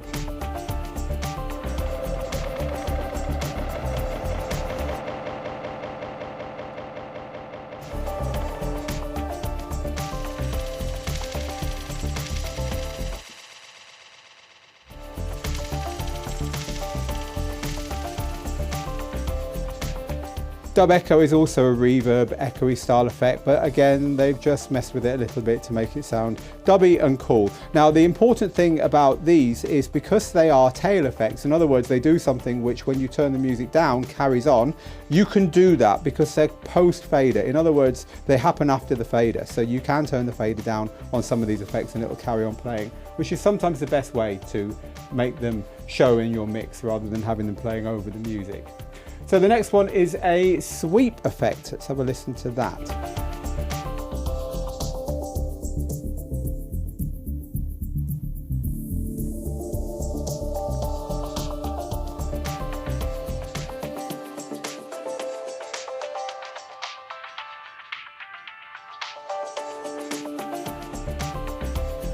Now this is a type of filter effect, and we have got another more standard filter to look at in a second. However, the parameter control here, rather than controlling intensity, controls the frequency of the filter. It controls whether it's a higher or lower part of the frequency range of the track that the filter affects. So let's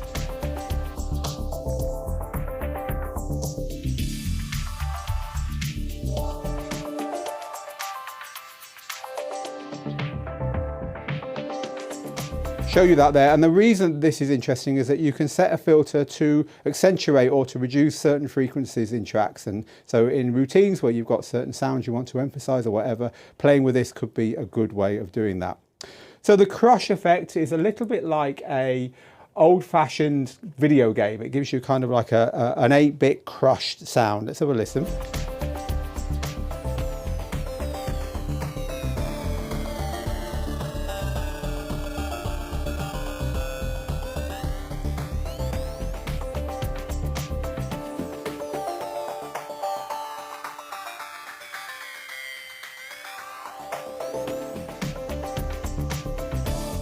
Noise is the classic noise effect that EDM DJs love so much.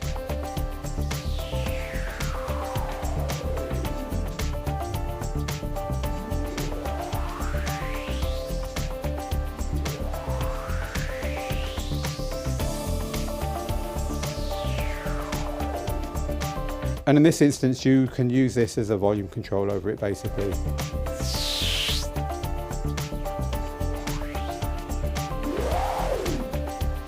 To have it set to where you want it. And then finally, last but not least, the absolute classic filter.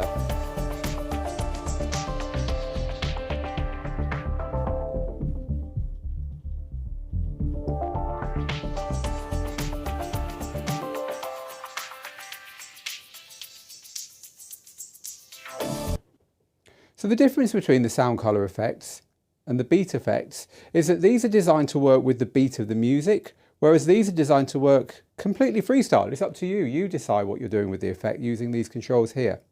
So let's talk through the controls on the beat effects. At the very top is the X pad or the cross pad, and this decides whether the effect is on or off. By tapping it, the effect is on. You can see this light flashing at the bottom, which is another way of turning the effect on. But then once you have turned it on, you can move left and right to make the effect do different things. So it's an intuitive way of quickly doing something cool with the effects. These two buttons here halve and double the beat value that the effects are currently working with. So you can have this way down to fractions of a beat or way up to multiples of a beat. This button here decides whether this is doing it automatically by listening to the music, or whether you're deciding how often the effect cycles. And so by pressing this button and then using this button here, which is tap, you can tap in the rhythm that you want the effect to follow. Quantize will turn on and off, quantize for the effects so that everything happens bang on the beat. And then down here we've got frequencies, so you can decide whether the frequency affects just the high frequencies, the mid frequencies, the low frequencies, or any combination thereof. This is the main effect selector. It chooses which effect we want, and you've got lots and lots to choose from here. This chooses where the effect is routed, in other words, what the effect is affecting. So channel 1, channel 2, channel 3, channel 4. The microphone, these effects work on the microphone in a way that you don't have on the sound color effects. The crossfader left, the crossfader right, or just the master output.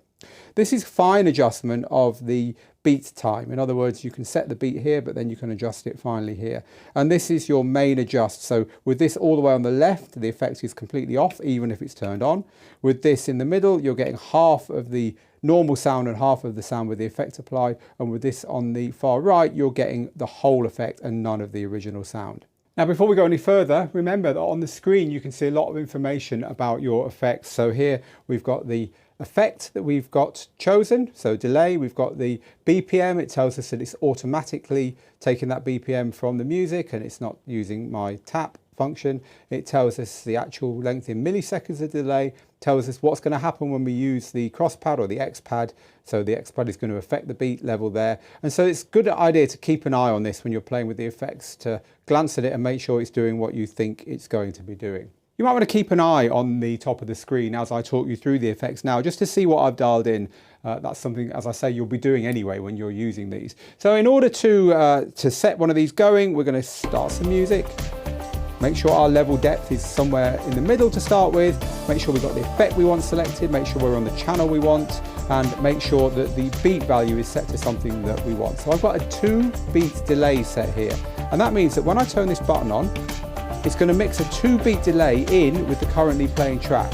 There's a 2 beat delay mixed in there. Now if I turn this all the way up, it's only the 2 beat delay version we're hearing. We're not even hearing the original track, we're just hearing the track with a 2 beat delay applied. And you can hear that. If I turn it off, it took 2 beats to turn off, and I turn it on again, it took 2 beats to turn on. Perhaps more useful than delay is an echo. An echo is like delay, but it echoes out slowly. There's not just one delay applied. So this echo is set to half a beat.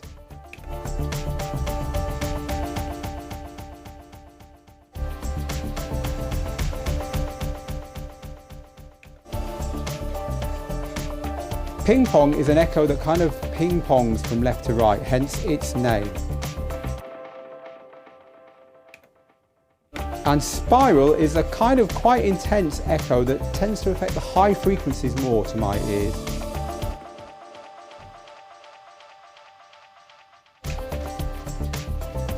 So Helix kind of freezes the track. So on Helix, I've got it set to 1 beat here. It remembers what you've got set, by the way, for each effect. So you can set your favorites and then you can come back and it'll still be there. I've got it set to 1 beat and it kind of freezes the track while it's switched on. A bit like if you've ever used the slicer effects on DJ controllers, which are notoriously hard to use, but it's quite similar to slicer.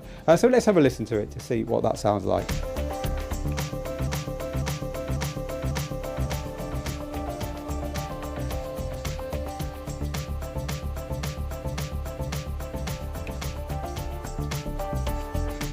So reverb is just a straight reverb. This one's interesting because it's an effect that doesn't actually have beat timings. These beat timing buttons here simply move up and down, I'm pressing them off the camera, move up and down the number of milliseconds that you're going to get on the reverb. So this one is the kind of the one that breaks the rule of what the beat effects are about.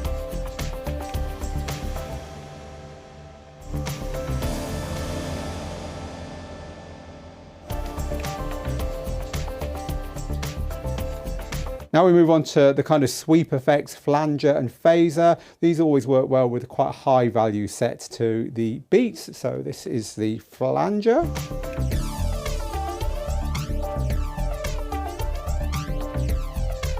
And the phaser.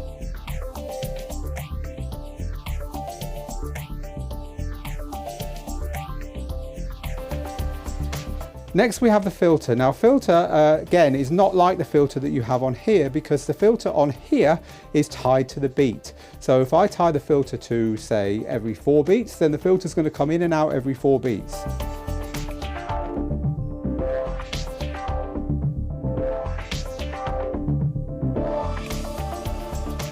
An interesting way of using effects is to turn off some of the frequencies so they're only affecting a certain frequency. So for instance, if I wanted to keep the kick drum going fine and I wanted to keep the hi-hats going fine, but just have this filter affect the mid frequencies, well, I can do that by turning those off there and then switching it on. If I turn it down here, then I've got control over how much of the mid frequencies are affected, and I can use this control in a creative way, much in the same way I was using these creatively earlier.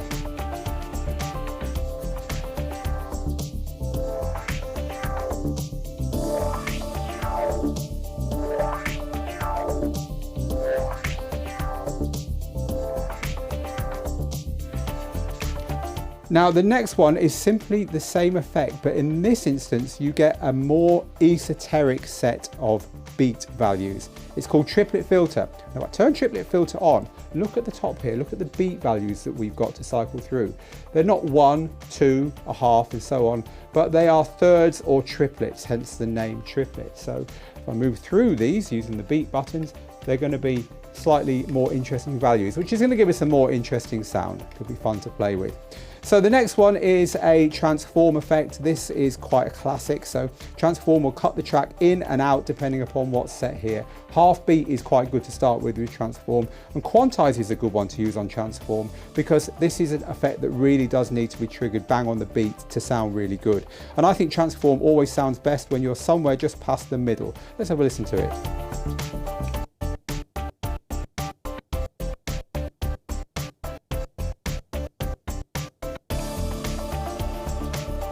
Now the next one, roll, is the same as a loop roll that we've seen on the pads, so very similar anyway. And again, we have got values that we can adjust up here on the screen that we're currently set to a half, but this is one of those that I think the X-Pad is a really good thing to use for, because generally with loop rolls, we want to play with the loop roll. So instead of turning it on here, I'm going to turn the loop roll on by pressing the pad here.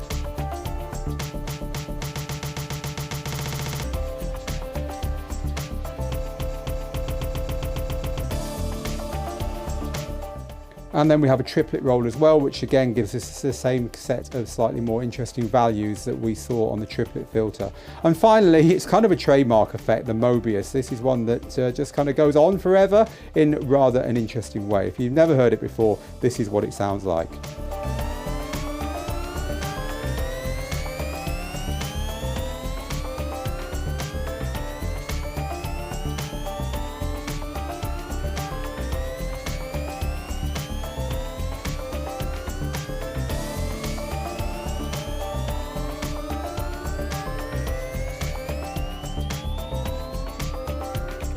And the kind of harshness of it is adjusted by the X-Pad there. So now we've looked at all the effects, we've finished looking at the main features of the unit as far as DJing from a USB drive or accessing your Rekordbox collection over the network or over Wi-Fi is concerned. But there are lots of other ways of getting music into it. So now we're going to move on to looking at how to get music into it from Bluetooth. We're going to move on to looking at CloudDirectPlay, where you can have your own library streamed into it over the cloud. We're going to look at StreamingDirectPlay, where you can use Beatport. We're going to look at using it with media players, having media players added onto the unit so that you can use them to control extra decks. we're going to look at using it with DJ software, Rekordbox and Serato, only briefly, but I'm going to show you how to connect it up and how you can use it effectively like a big DJ controller in the way you would use a standard DJ controller. And then we're going to end off with our index, where we're going to go through every single utility menu item and every single shortcut menu item to leave no stone unturned. So let's get started then by looking at how it works with Bluetooth.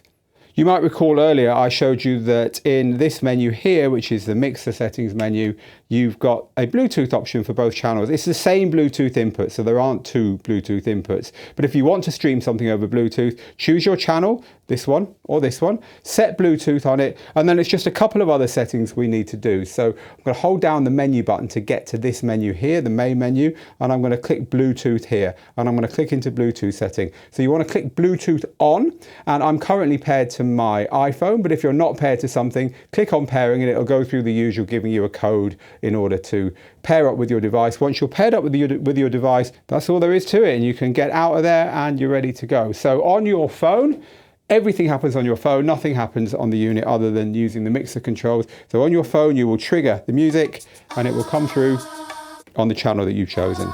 And then everything is available to you, the effects, as if you were just playing it from an internal source. But of course, there's nothing on the screen because this is just being fed in, effectively like a record deck or a CD, but it's a Bluetooth wireless source. It's a great thing to have for a backup music source. So if everything else goes down, you've got crashes, you've got USB drive issues, whatever it is you're getting your music from, then you can just quickly hit play on one of the spare channels and have something playing, a mix playing on there. Also can be useful for before you start performing, where you can just be streaming music to it before it's actually time to DJ. Lots of reasons why that's a good thing to use. Now, another thing you can do is have your whole library in the cloud. Why would you want to do that? Well, Rekordbox is a platform that's increasingly moving towards cloud. On all Rekordbox subscriptions, including the free ones, you get access to their cloud services where you use Rekordbox's own information stored in their cloud about your tracks. But the tracks themselves, your actual music files, are in your choice of storage, which is currently Dropbox or Google Drive. We haven't got time to go into that here. We go into a lot of detail in the Rekordbox Made Easy course. But if you've turned on cloud, that means that you can be working on your library anywhere, on your phone, at work, on your laptop, on your DJ gear, on your home computer, whatever. You can always be working on your library. You can always be adding music to it, and it will always stay synced across all devices. And now you can log into it from compatible DJ gear. So you can literally log into that collection without having your USB drive with you. I think it's a great way of having all your music with you if you haven't got all your music with you. So if you've got a big collection and you don't want to export everything to your USB drive all the time, but you want to know that should someone ask for something you forgot to bring, you can quickly log in and use it. Well, this is a great way of doing it. How do we do it then? Well, we need to go back to our screen and set it up. This is how it happens. And in fact, there's a few things you need to do before you even get to the unit. So surprisingly, maybe, you do need your USB drive in order to use CloudDirectPlay. Why? Well, if you remember, when we were looking at our source, our USB source, I selected local library, right, every time to look at our music. But there were other options, right? And there was this one here, cloud.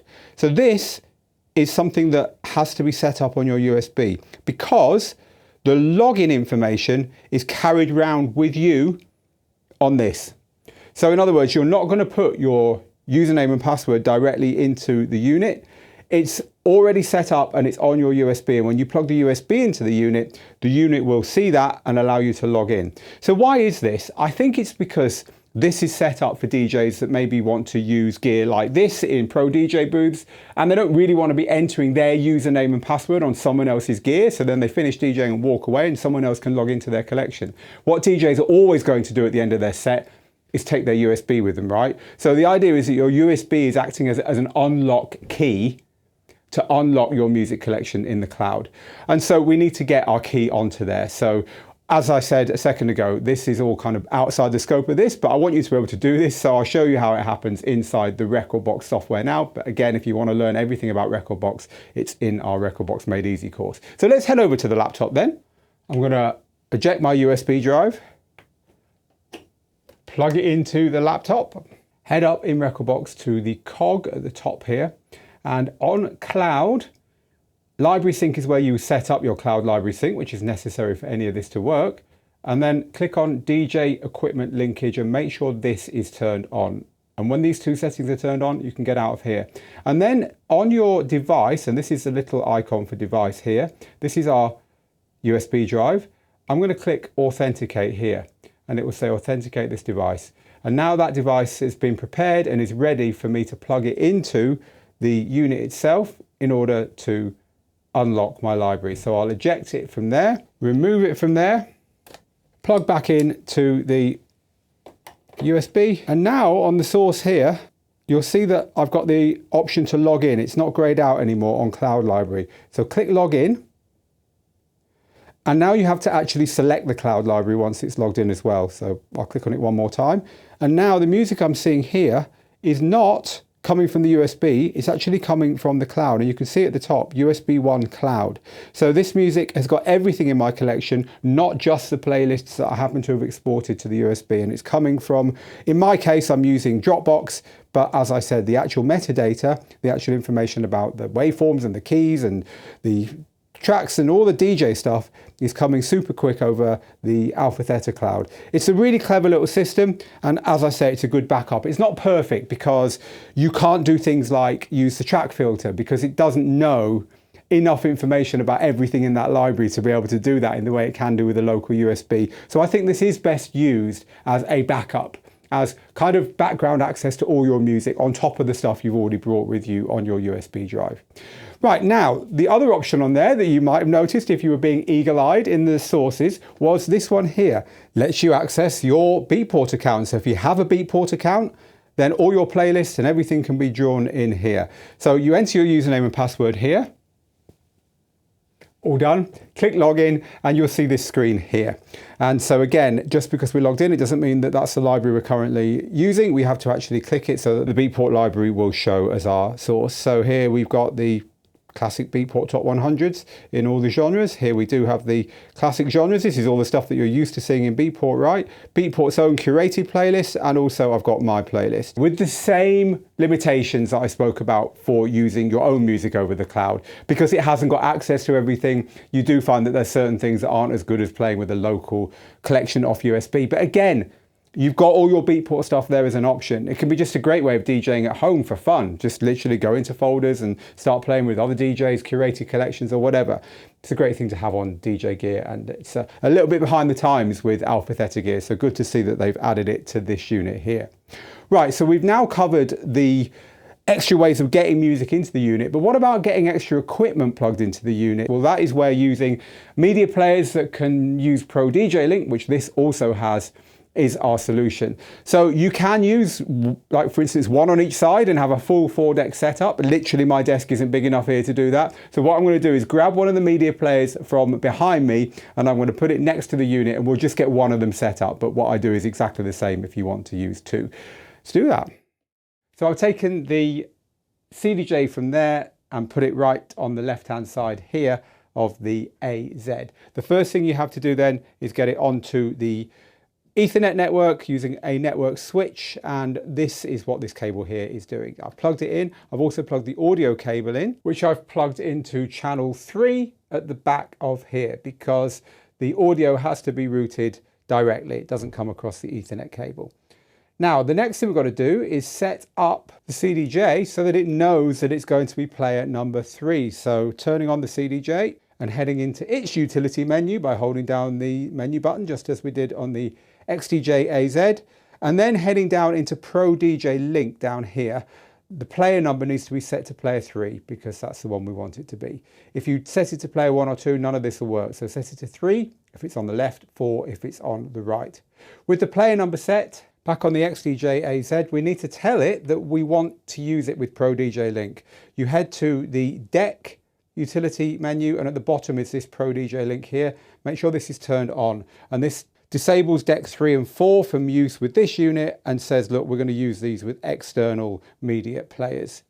At this point, we can plug the network in here, and our XDJ-AZ will now send track information across to the external player or players. And by clicking source on the external player, I've now got the same options. I can use my cloud library, or I can go directly to the USB via this one here, which is what I'm going to do.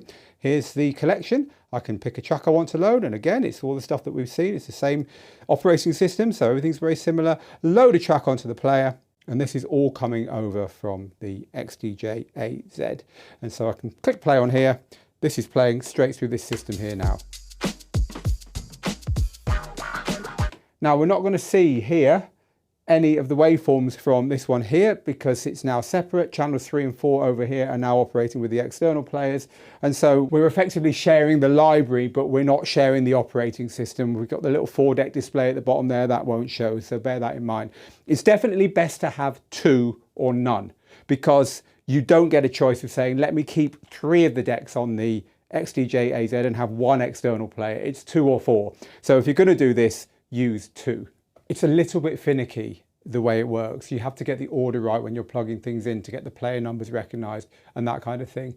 And it's worth getting the extra manual, which we've linked to underneath this tutorial directly from AlphaTheta, that simply goes into all the different permutations for setting up Pro DJ Link if this is something that you want to play with.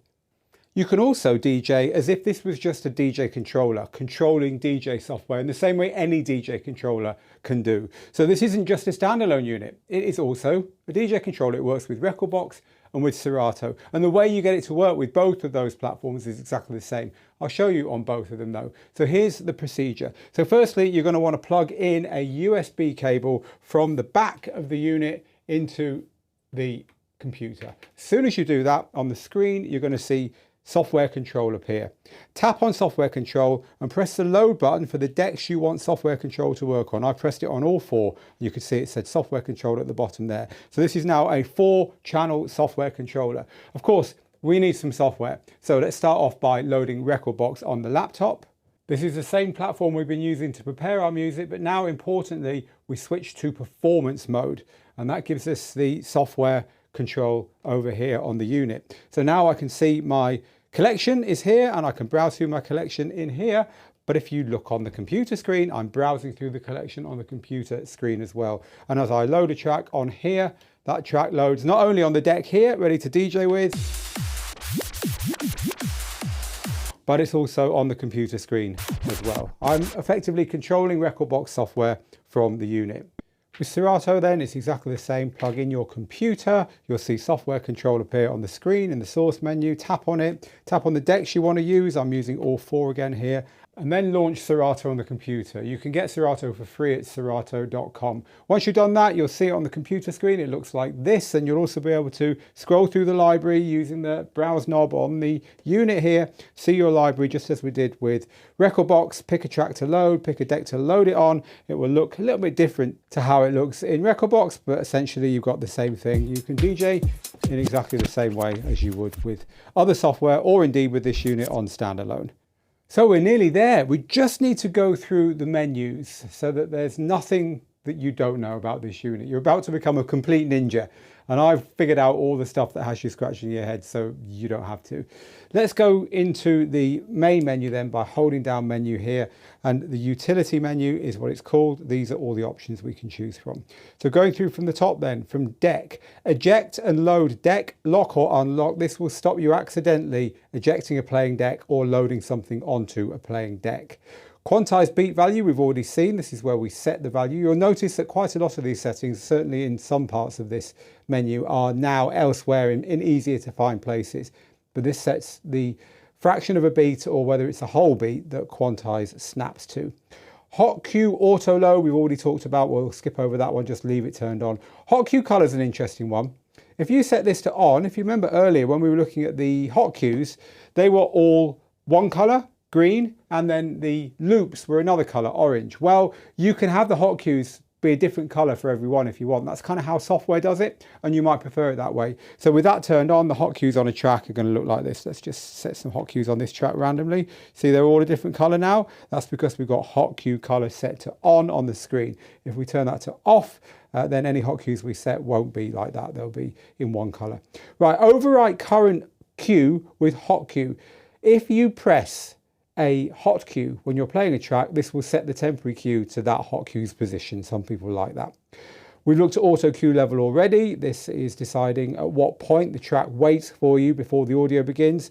Vinyl speed adjust, again, we've seen that elsewhere. We've also seen vinyl speed adjust time elsewhere. This is about how the music starts and stops, whether it's instant or whether it's got that slight vinyl feel to it. Play mode allows you to go through a whole playlist continuously. It's a really good tip, this one, because if you're DJing and you don't want to actually be behind the decks, maybe you're just letting the music play while people drift into a venue or whatever, then this will basically play through autoplay on a list for you. Jog ring brightness adjusts the brightness of this ring here around the jog wheel. Has it in different shades depending upon whether you're playing somewhere light or dark, basically. Jog ring indicator will flash that jog ring when you're getting near to the end of a track to give you a warning. And Pro DJ Link we looked at a little while ago. We want this turned to off unless we've got external decks plugged in. The mixer settings are nearly all the same ones that we've seen on this panel here.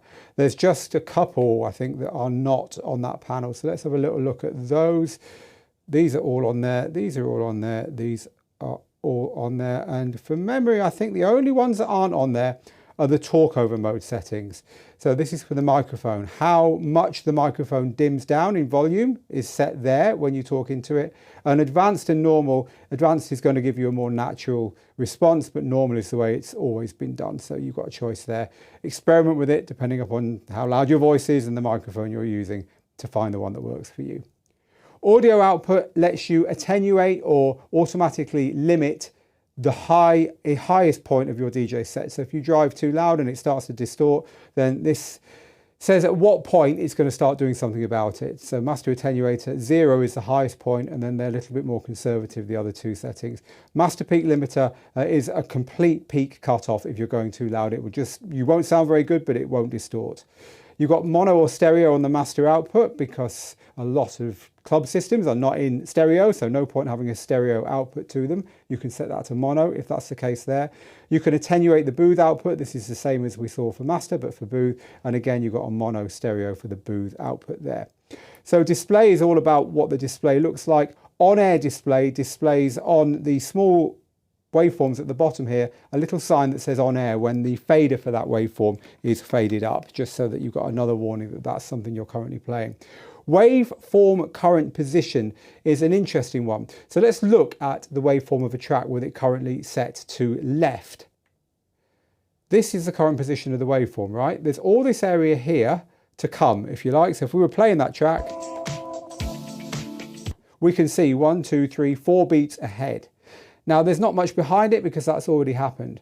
So if you don't like that, if you'd rather that was in the middle, then that can be changed on this part here by setting the waveform current position to center. So now that's going to be in the middle there. Some people prefer that. I'm not really sure why, because it means you've got less warning of anything that's coming up. But if you're one of those people, then that is the place that you change that.